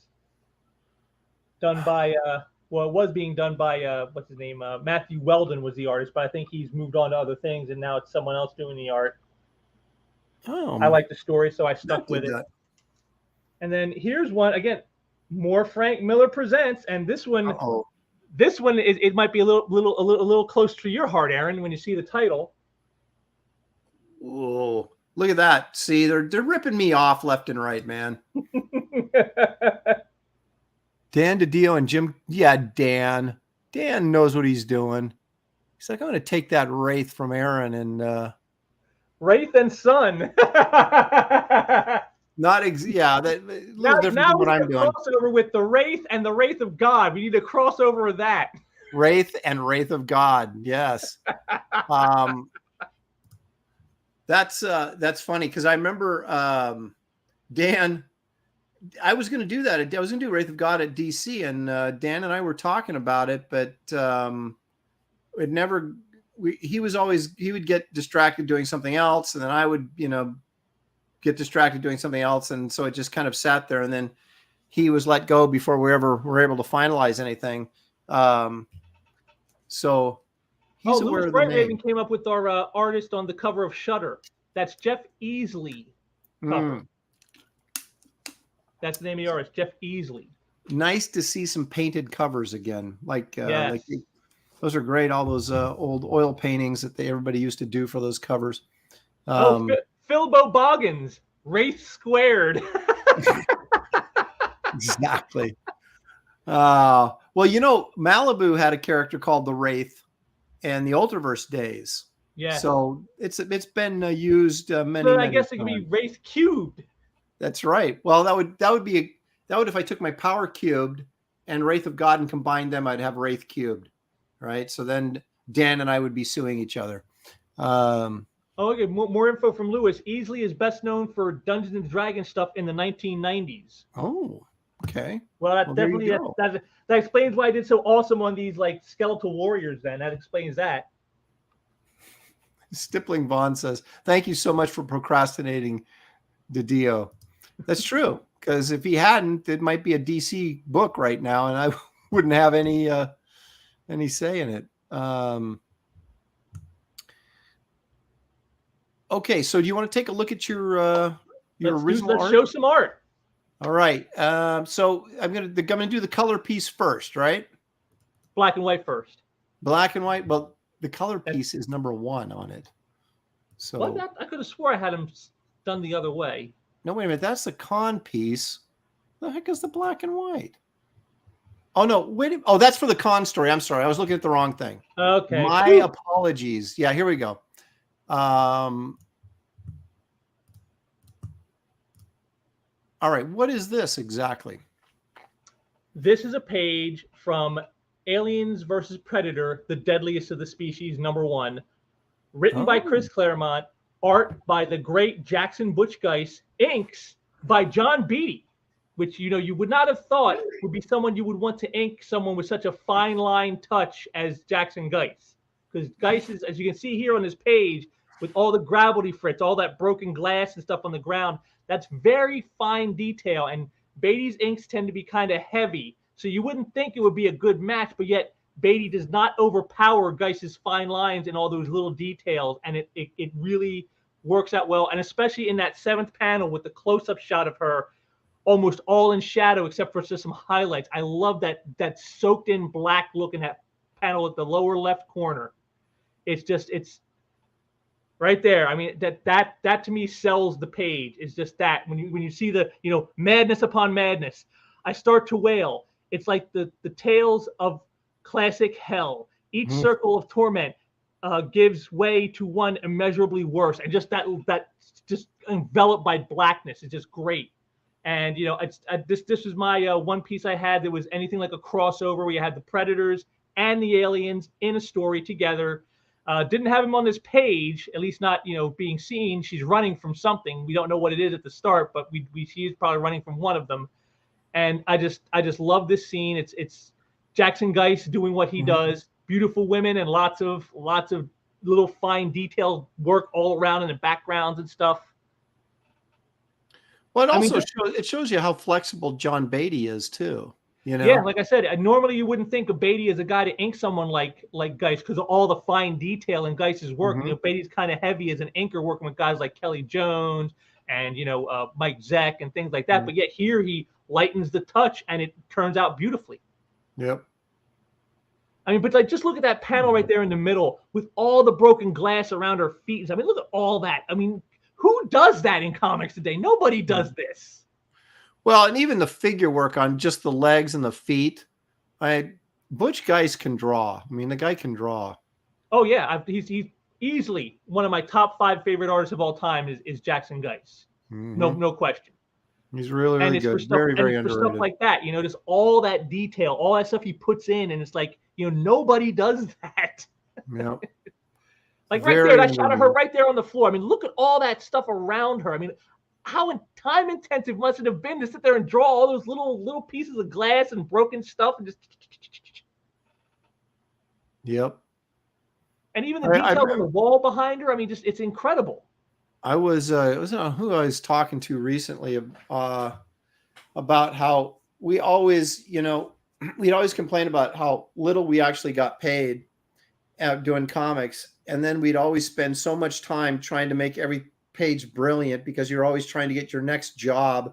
And it was like when you step away from that now and doing what I'm doing, working independently and through CG and that type of stuff, it's like you're like, what was I thinking? It's like you're getting paid this pittance per page and you were just killing yourself on every page because you're so worried about your next job and making sure you were impressing everybody that saw it so they'd hire you for your next job. Well, Marcus comes in here and he says the art on that series was really good. Claremont, wordy. Yeah, he is, but like on this specific page I have here, when you read the dialogue, it really works well with the whole images, all the images that are being shown. So I think when Claremont is on with his wordiness like this, it's excellent. When he's off and he's just blathering for page after page, that's horrible. But like when he's in the zone, when he's synced up like this is great stuff.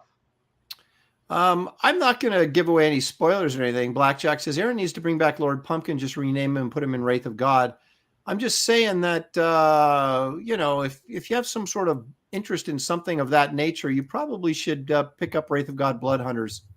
That's all I'm saying on that for now. Is there a character called the Squash King? Is that what that I'm is? not I'm saying anything. I'm just saying that maybe that might be something Well, you and want to pick up. here's the color version for everybody, so you can see what it looks like when it's Yes. fully produced.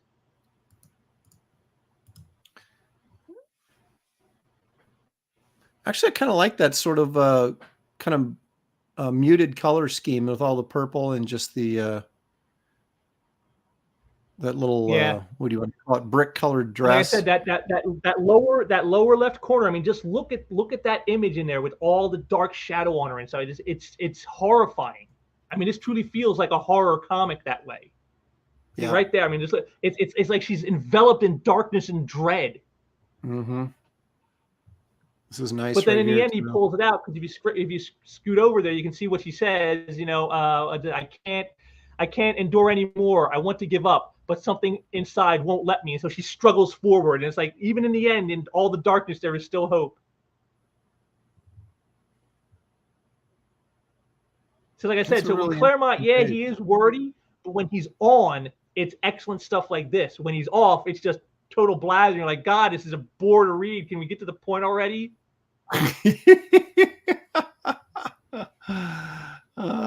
Poor Chris.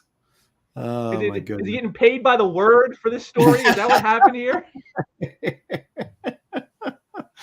Well, who was it?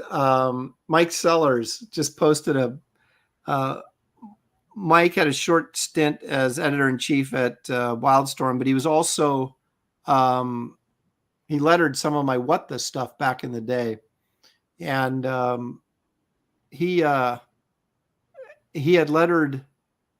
What was it he posted? Just today I saw it on Facebook, but it was I can't remember what comic it was now, but it was a single page and it had so much word balloons on it. And it was a Claremont page, and there was literally more word balloons and captions than there was art on the page. And, you know, we were kind of people joking about, did you get extra pay for this? You know, and I mean, it was stunning how much words were on that one single page. Well, I guess Past Master Dan, I guess that's one way you could put it, I suppose. Past Master Dan. That's one way to state it, I guess. Claremont is the king of exposition. Yeah. Blackjack says, already back, Darren. Can't wait to read it. I know you did, but now I'm just kind of, you know, letting you know that, you know, there's something cooking in there that you might want to check out. Let's see. Oh, look, Louis Brayraven. Yeah, he gave us the answer. Claremont was paying for the word at Marvel, but at Dark Horse for that series, it was by script. Was he? Are you joking, or was he really? I didn't know that anybody was getting paid by the word ever. I thought it was all just, you know, paid per script page. You know, not, you know, guys would get a page rate, right? That would be really hilarious if he was actually getting paid by the word. Think of how fast to read some of those X-Men books would have been if he was paid by script instead of by word. Zip! Oh my God! It was like done in 2 minutes. What was this? Oh, there's Christian Zaffos and hail Aaron. How's it going? So, thanks for how joining about us. you, Aaron? I'm guessing you're going to showcase some art from Marvin the Martian and Martian Manhunter. No, I'm going to do. Wow. I'm going to do from a team up that I didn't include, or a crossover that I didn't include in my top 5. So I guess I lied. I did read this, but it was something that I worked on. But it's kind of a, well, I don't want to say it was well, I'll show you, and then there was at the end of Malibu's run, there was when Marvel had bought them, and it looked like they were going to use characters from Marvel and kind of integrate them into the Ultraverse and back and forth before they just, you know, destroyed the company. They did this thing called God Wheel, right? Which was this mini series, and I got to draw a section of that just, and this is the unfortunate thing about this. I got to draw Thor, but he was in shadow. So there's the bad guy over here with this like multi-eye thing. He's seeing into the future or seeing into other realms. And so he sees Asgard and then he sees Thor sitting on the throne. And it kind of ticked me off because I argued back and forth about this. I said, look, we all know who it is, right? So putting him in shadow is absurd.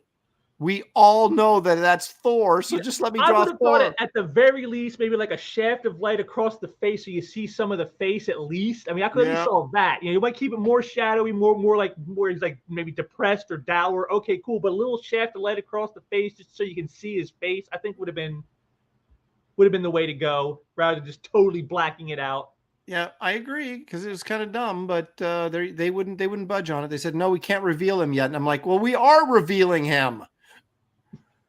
But anyway, so this was my chance to draw Thor, and this is what it ended up being was well, and the thing too is, what's the name of the book? God Wheel. Thor's the god of thunder. Hello.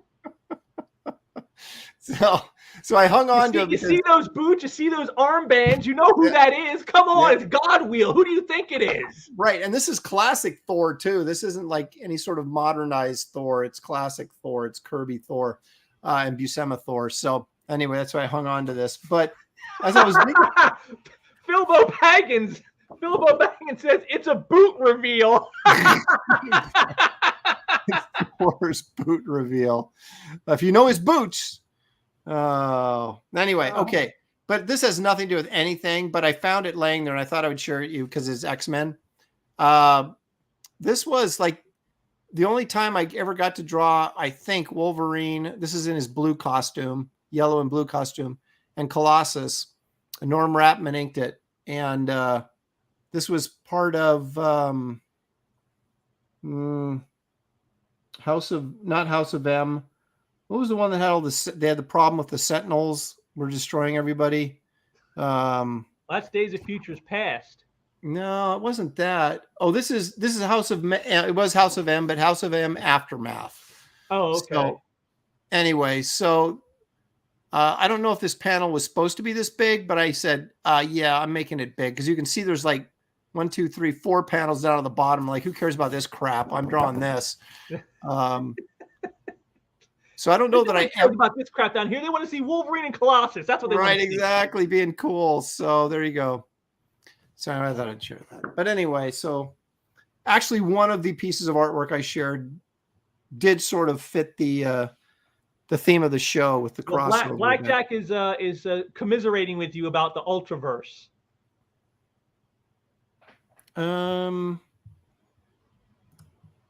The relaunch of the Ultraverse titles after Marvel bought them was definitely not as good as the original. No, it wasn't. And we were on the sinking ship of the Titanic at the time, and we all sort of knew it was happening, but we kept hanging in there hoping. And oh well. Now what does this say? Aaron sounds Thor as hell. Is that what we're saying? Mad is. Yeah, your Thor as hell because your sword you didn't get to draw the full. Oh, Thor. I see. Sore as hell. See, I was thinking of this.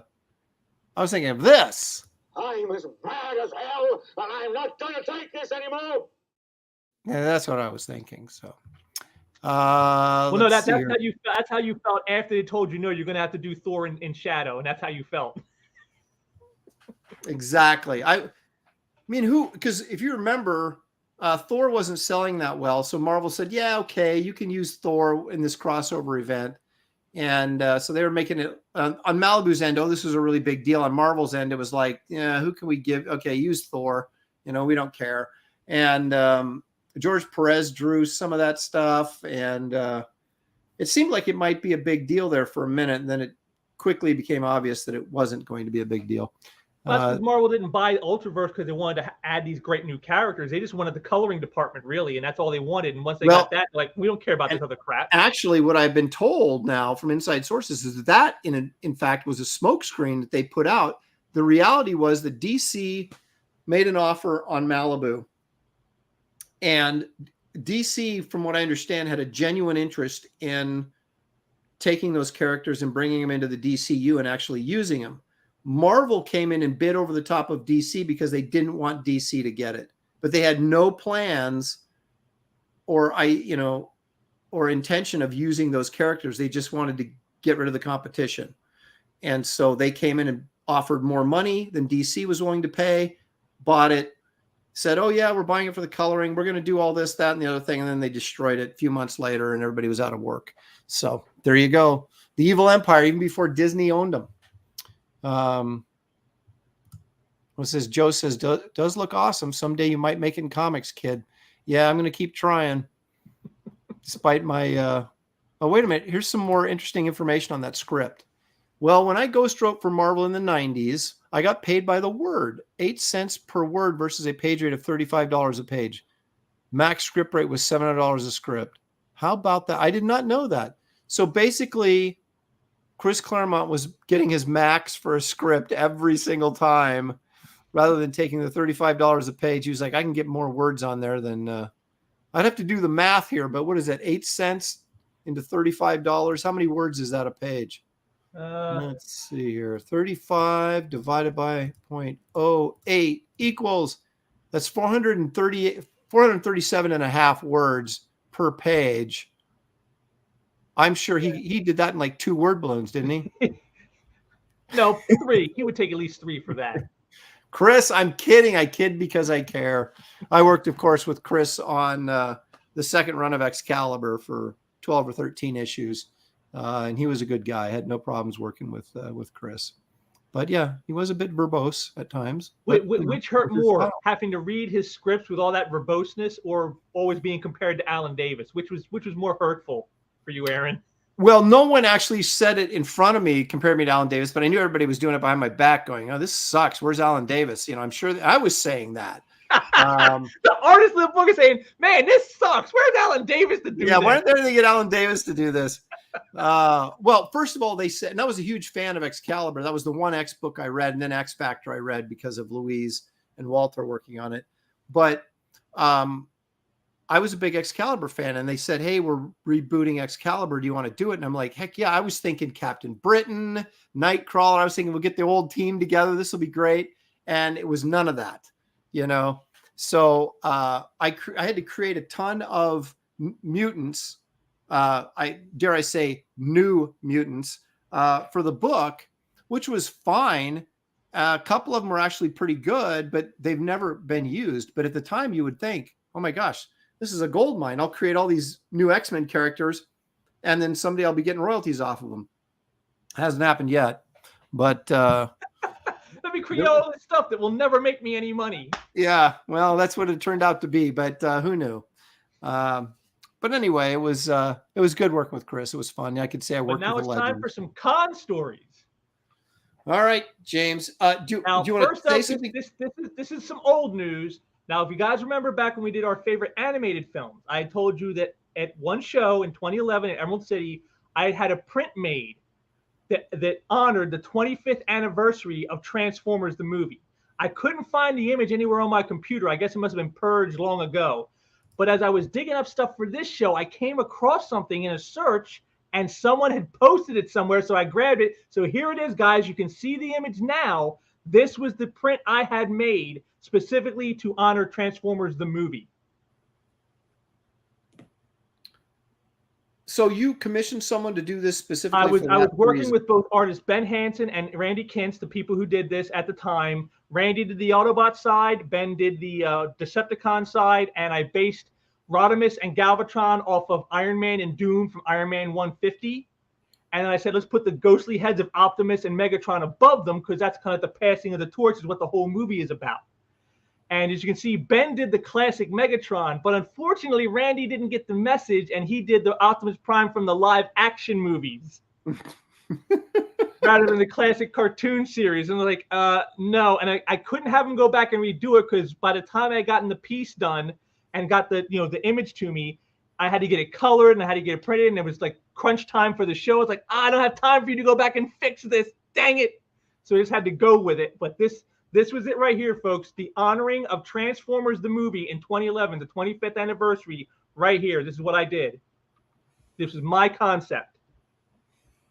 Did you I assume, since you're an original art dealer, that you were selling these or made these available for purchase, or was this Oh yeah, just for your own? the prints were made available at the show. I had them there. Yes. Okay, cool. So there's plenty of people out there, at least some people out there, who should have a copy of this somewhere. But yes, this was the big deal. I even paid a colorist named Eddie Swan, lives down in Australia, otherwise known as the penal colony nowadays. exactly. But he colored it, and his colors were great. I mean, I loved his coloring on this. This is beautiful. And like I said, it was awesome because while I was at the show, you'd see people walk by and sometimes they're wearing a Transformers shirt. And I'm like, hey man, you can't wear that shirt and not buy one of these. You got to give up that shirt if you don't buy one of these. See, that's what I don't do well. You and Randy Emerlin, man, are like sideshow barkers. You guys are salesmen. You get it done. I'm sitting there going, yeah, if you like it, you like it. No, you got to go. You want one of these, buddy? You can't walk away without having one of these. It's right here in River City, And I just, oh well. It dawned on me that I don't like tech stuff, and I obviously that's been reinforced many times. And I was never a Transformers guy. I did kind of like Beast Wars. My son watched that when he was little, and they were, even though they were robots, they were still like animal robots. So I could there was some sort of organicness to them. But it dawned on me, I grew up, and all my influences were in the 70s. Right. And that was the era of sword and sorcery and fantasy and stuff like that. Right. Then you get into the 80s and it becomes all these cartoon shows that were, with the exception of maybe like Thundercats or something, that it was all about tech, and it was all about this Japanese anime influence coming into the culture. And so these, Micronauts were, I mean, it was a toy line, I know, but it was still mechanical in a sense, and you had this and so I just grew up in the wrong decade. If I'd grown up in the 80s as a little kid like most of you guys, I'd probably love this stuff. But I was already, graduating high school and going into college when this stuff was exploding on the scene, and so my brain was already brainwashed into the fantasy. Well, that's why I did the image this way. I figured for someone who maybe is older, maybe not a big Transformers fan, maybe they would catch on that, oh, wait, that's like the Iron Man 150 cover with Iron Man and Dr. Doom getting ready to go at it. And same positions. I tried to tailor it so it's like not just those who grew up with it would love it, but people maybe who have other things like, oh, I remember that image. That's like Iron Man. And there you go. Perfect. Unfortunately, though, I was never a big Iron Man reader growing up. I have a couple of... And maybe once again, even as a kid, I had some aversion to, robots and mechanics. I have specific issues of Iron Man that are certain covers that I like. Most of them are all Gil Kane covers, but I never read Iron Man regularly. Maybe because he had like such a crappy rogues gallery of villains. Well, John corrects you about Thundercats, Aaron. Says Thundercats rode around in giant mech tank that shot out a big castle's foot. Tech everywhere, oddly, in Thundercats. Okay, well, I never watched Thundercats either. So and again, I did watch Thundercats. In the very first episode, they're blasting off Thundera. They're in a rocket ship. That's tech. I mean, right at the very beginning is tech. Yeah, but Mum-Ra's like a mummy guy, and they're all like, lion cat. And the mutant beasts that they fight, they have like those little flying folding wing things that they're on and stuff. I mean, there is all kinds of tech. I mean, granted, there is mysticism in there too with the Eye of Thundera and Mum-Ra. There is mystical stuff too, but it's mystical and tech in one. Well, I ignored the tech stuff, obviously. Oh, wait a minute. Art of Roy says Aaron got locked into a specific era and he can't get out of it. It's so true. I am. Isn't that like sort of like the definition of conservatism is right? Is just like you're completely resistant to change. Me. And I'm not just talking about culture. I'm talking everything. Don't give me that 90s rock and roll. I only live in the 70s. I mean, it's true. What can I say? Well, this was the old. I just wanted you guys to be able to see it because I had talked about it, and so I figured people would enjoy seeing it. There it is, folks. That was the print I had made in 2011 to celebrate the 25th anniversary of Transformers the movie. And now it's time for the real con story for this one. And since we're doing kind of crossovers, I'm going to kind of cross it over where it's not going to be about a con, but it's going to be about movies. And about the time I got to meet actual celebrities because of the wife. Now, at the time, she was writing for a website called 4Color Review. And a guy that runs another site that was called Comics 2, number 2, Comics 2 Film, named Rob, he ran that. And he was asking the guy who ran that site, hey, do you have anybody who lives near Vancouver, British Columbia, who could go and, because they're doing an X-Men 2 conference, and they're going to have all these internet people there for like, you know, reporting and stuff. Do you have anyone who could go there and report for me? Because I live too far away. The wife and I live close enough, so we did it, and we went. We drove up to it's the only time I've ever left America is to go to Vancouver, British Columbia for the X-Men 2 press conference. It's the only time. And it's funny, on the way up, I'll never forget this. This is hilarious. We get right up there. You can see there's all the gates and stuff is gated off in these areas. And then off to the side, there's like a park on the other side of the gate. And there are kids playing street hockey. And the wife looked over and saw that. And she's like, oh, my God. I'm like, what? She goes, we really are close to Canada. Look, they're playing hockey in the streets. And I just started cracking up. Because I'm like, if you know anything about living in the urban side on the East Coast, like, you know, Philadelphia, we always played street hockey. Like, oh, you West Coast rural prisoner, you. But it's funny because, like, to her, that's how she knows it's Canada. Because, oh, those Canucks, they really love their hockey. They love it so much they play it in the streets in the summer.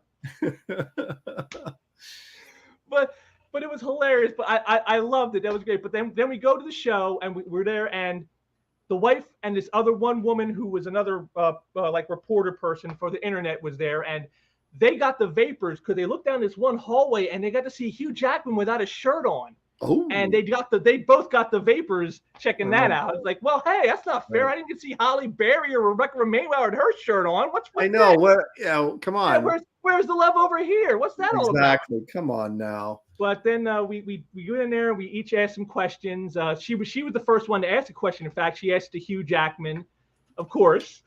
Mm-hmm.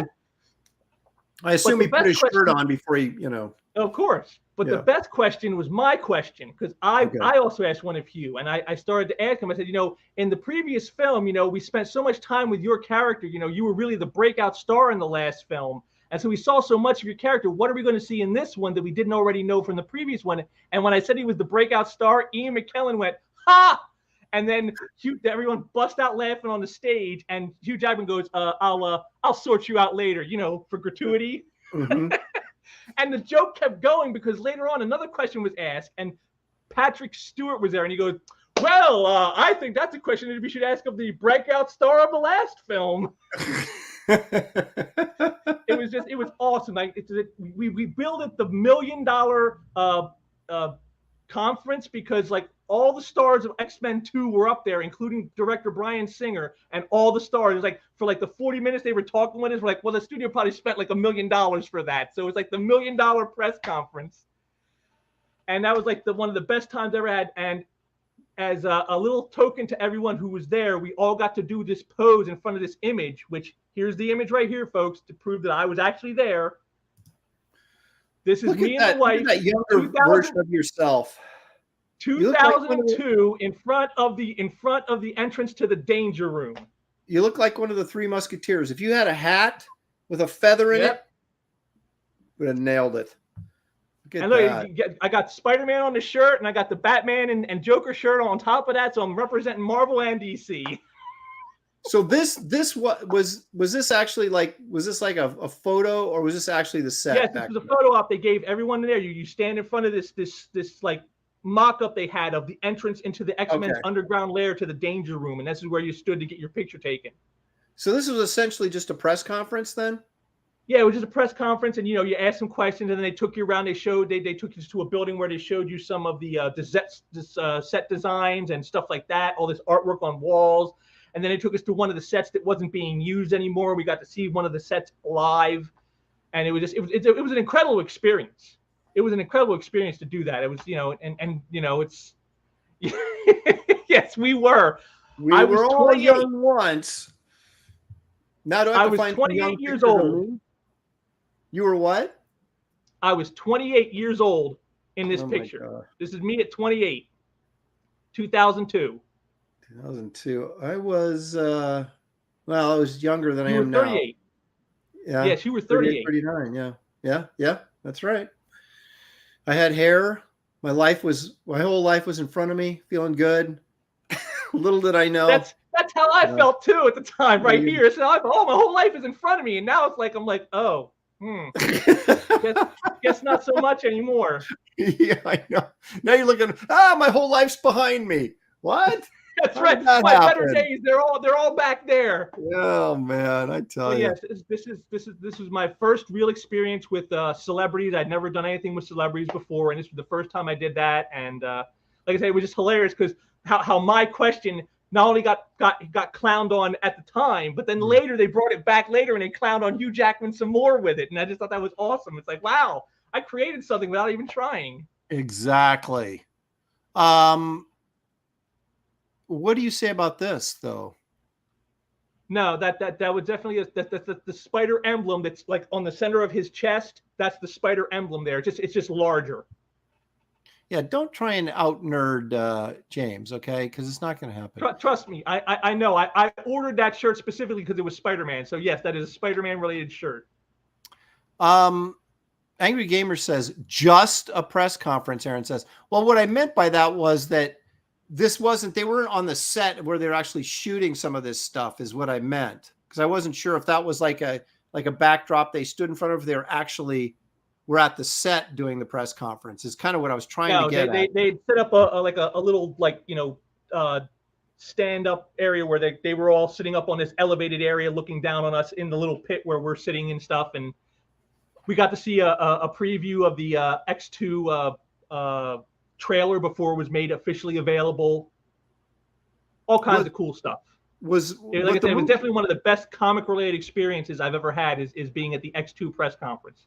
I'll bet. Did they? I still would have liked to have seen Halle Berry or Rebecca Romaine without a shirt on, though. Like my wife got with Hugh Jackman. I still would have liked that, but other than that, it was pretty good. You can argue with that. Did they shoot this film in Canada? Yes, they shot it in Vancouver, British Columbia, or at least parts of it. I know for sure. Right. Yes. Well, at least enough to have the press conference there, right? Yep. X-Men 2, back when comic book movies were awesome. I have no pictures of me and Heidi from 20 years ago. In fact, I have very few pictures of. I do have one picture of. Where is that? Oh, I should. If I knew you were going to do that, I got a picture of me and Shelly at a con about 20 years ago. Actually, we were just married, so it would have been more than that, almost about 30 years ago. Working in San Diego, working the booth.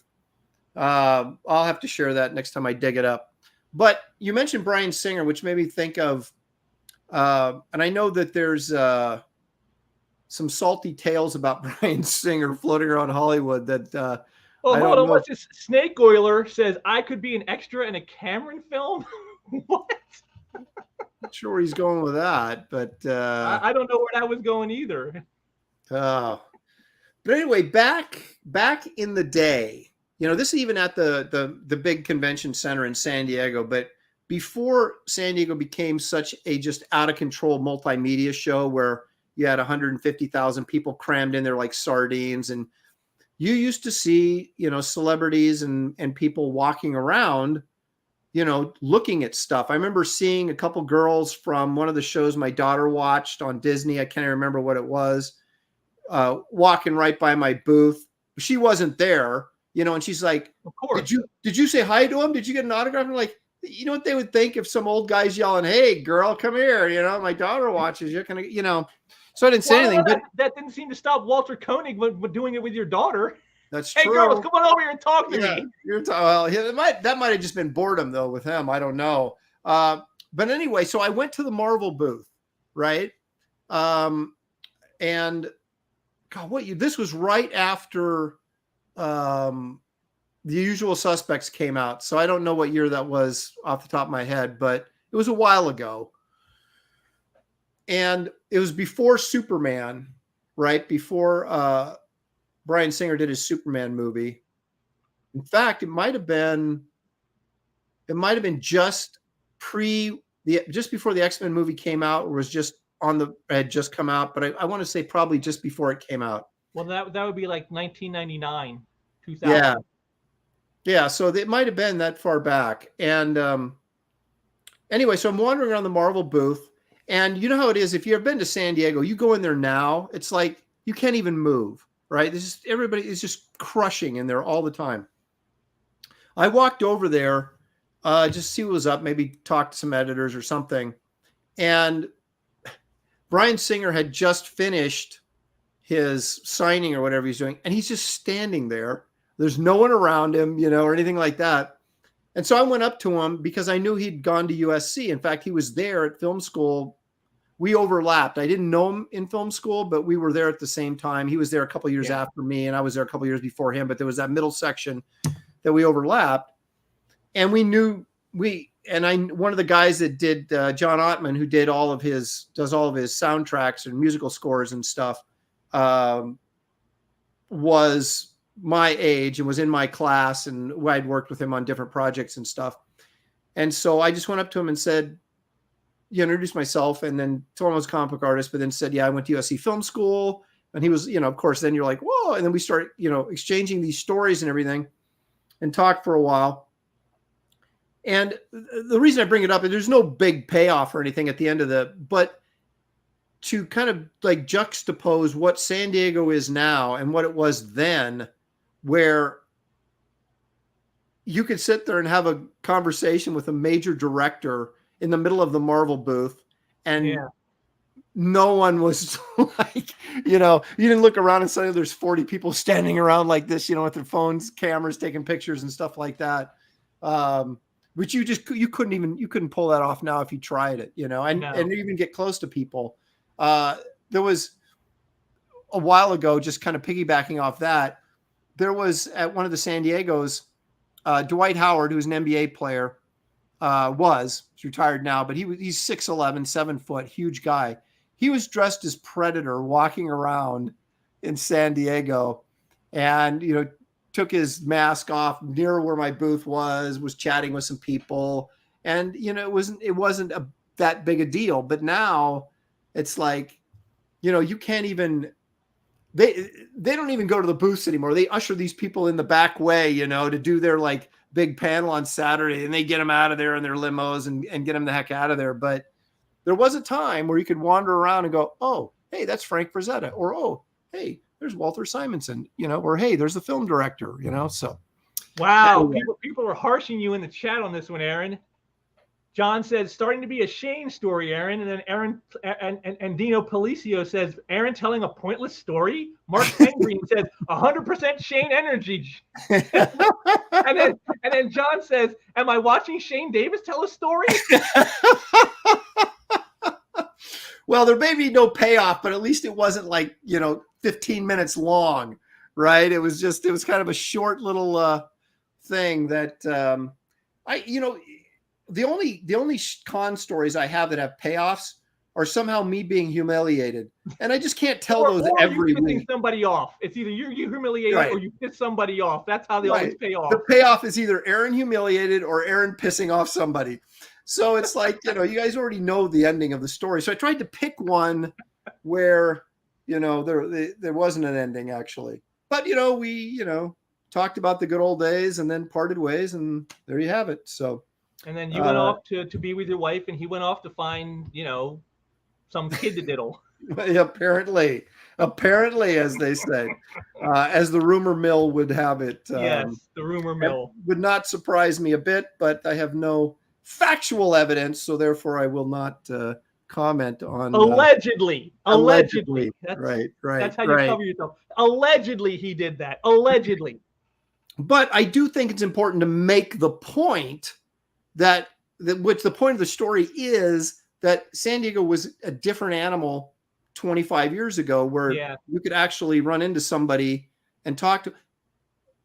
Around that same period of time, I saw Mark Hamill was walking around. I don't know if you guys have seen this, but he did a pseudo documentary on San Diego, and he was literally walking around San Diego and with a camera crew, and stopping in front of booths and stopping in front of dealers. And unencumbered, by being harassed by people. There was some people when he would stop and start filming or whatever, people would kind of gather on and watch. But again, he was sitting there with Ray Harryhausen, and when I walked by him, and so I sat there and listened to what he was talking to with Ray Harryhausen, and that just could not happen now. You'd have to have like security and an entourage and pushing people back, and the problem is there's no place to push them anymore because it's like a sardine can in there. So there was a time when you could run into some bigwigs, and it was or as Snake Oiler points out here, it's Leprosy brush with greatness tales. Mm-hmm. I'm always Green Laser also has another one. You either piss somebody off, you're humiliated, or Aaron is forgotten by somebody. Yeah. That's how your stories end. They don't remember me.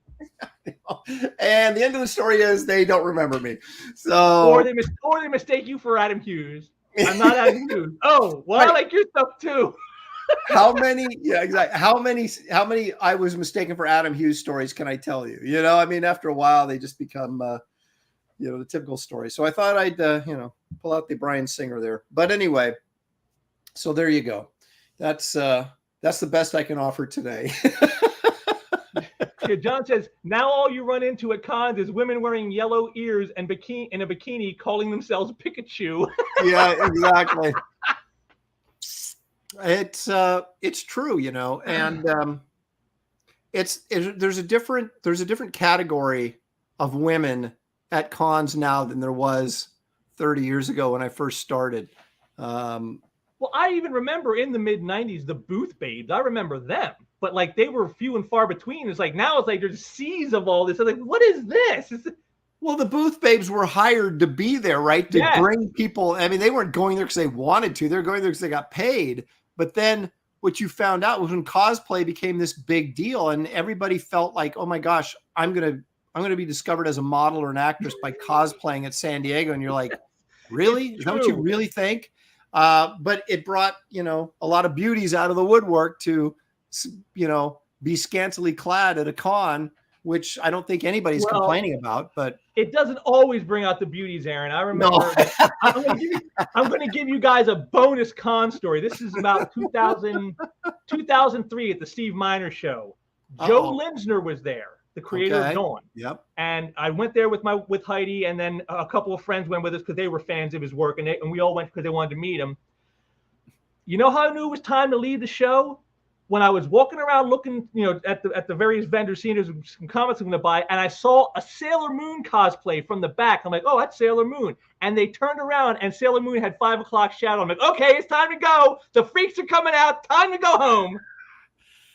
Well, the embarrassing thing is you're like, wow, look at the butt on that Sailor Moon. That turned around, it was a guy with a beard, and you're like, no, I didn't think that. I just knew the character. I'm like, oh, that's Sailor Moon. And then it's like, with 5 o'clock shadow. Okay, time to go. Oh, Lumpy's got it. He says, what I hear is Aaron stalking is the reason VIPs have security today. Oh, no. I usually leave celebrity types alone. Shelley is a celebrity hound. She will chase people down to get pictures with them. I don't do that. So she actually has more celebrities. So what's she going to do now? Now she's one of them. I know. Now she's a YouTube influencer. So, I don't know if that carries as much weight as, film director, but it might these days. Oh, you go. John backs you up. He goes, Aaron, there's a category for those women, but I don't know if I can say it in chat. Well, I am going to a couple cons this year, so maybe I'll get some fresh material, like people throwing banana peels at me or, Rotten Tomatoes probably is more than likely. Well, maybe people will mistake you for someone other than Adam Hughes. Now they'll mistake you for Dave Finch or something. That's right. Exactly. Right. Well, James, that's going to be the show for today. Do you have you want to hint at anything for next time? Well, next show, guys, is going to be, it's got good news and bad news for you. Good news is the next Comic Art Convo is happening early. It's on June 17th. So it's only in 3 weeks. I'm going to write that down. Because I have a con I'm going to that's on the last weekend of June, so I can't do the show on the usual Saturday because I'll be at the show. So instead, It's going to be next Saturday, the Saturday of June 17th. And, that's the good news. The bad news is after that show, you're going to have an extra long wait for the next one. But that's just how it goes. But our opening topic, since it's now going to officially be summer, and what does summer always entail to people? The blockbuster movies. So we're going to do, Aaron and I, our favorite action movies. Blockbuster action videos, blow you out of your seat action stuff. Okay, now, all right. So it's got to be a blockbuster. And would Well, have not necessarily a blockbuster, but like just blockbuster style, like it's a big action movie. Well, okay, now define action. Are we talking, does it have to be like, well, we'll talk later. I don't want to. It doesn't have to be like totally mindless action. It can be like, part of a story. That's fine. It just has to have like some good action sequences in the film. Like a lot of, like stuff that would be like, we would consider an action film. Okay, so you couldn't pick The Godfather because The Godfather would not be considered an action film, even though it was that's a drama. Okay, all right. That's more drama than anything else. But Now, there's not really a whole lot of action in the film. Can we cross over into like horror thriller action sort of if it If there's enough action in the film but it has a horror tinge to it, that's okay. So like for example, I would say like this, Army of Darkness. I see that more as an action film than a horror film. Even though there are horror aspects of it, it's much more an action film than a horror film. Okay. All right. I got you. So, all right, everybody. Our favorite action films, folks.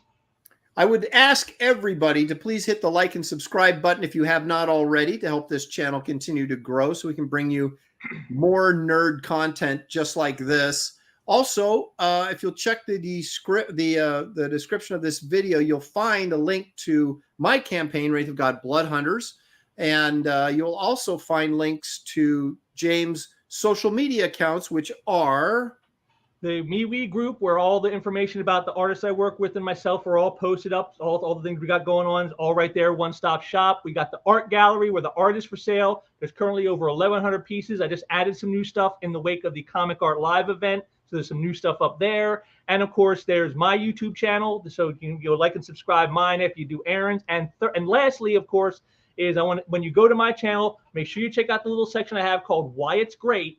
That's a little thing I do with Pops from Pops on Pop Culture, where we get together once a month and we each take a book of the past that we love and we tell you why it's great and why you need to have it in your collection. We just did our one a couple weeks ago. Got another one coming up here probably in a few weeks right before this next show will be. So got stuff all in the fires for you folks. Lots of stuff going on, to keep us out of trouble. Because Aaron and I, if we're not busy doing something, we're going to get in some trouble. That's right. Cops are driving by my neighborhood right now. That's right. All right, everybody. Thank you for joining us. Thank you, chat. We appreciate it. We had a huge audience today. Really appreciate you guys. Also, one other thing I want to note. Last Comic Art Convo, last month's episode, was the most viewed one since this time last year. How about that? Last May of last year is our most viewed one. This one has the most views since anything since then. So it's our third most viewed overall. So thank you guys for making that one such a success. You're helping make this show a success. That's what we want, and we do it all for you guys. So thank you for all your support, and keep it going, guys. Keep getting out those links, keep spreading the word, and helping Aaron to grow. He's almost at 2,800 subscribers, folks. He's right there on the cusp. Almost there. But anyway, thank you guys. Enjoy your Memorial Day weekend to the fullest, and we will see you guys next time right here on Comic Art Convo.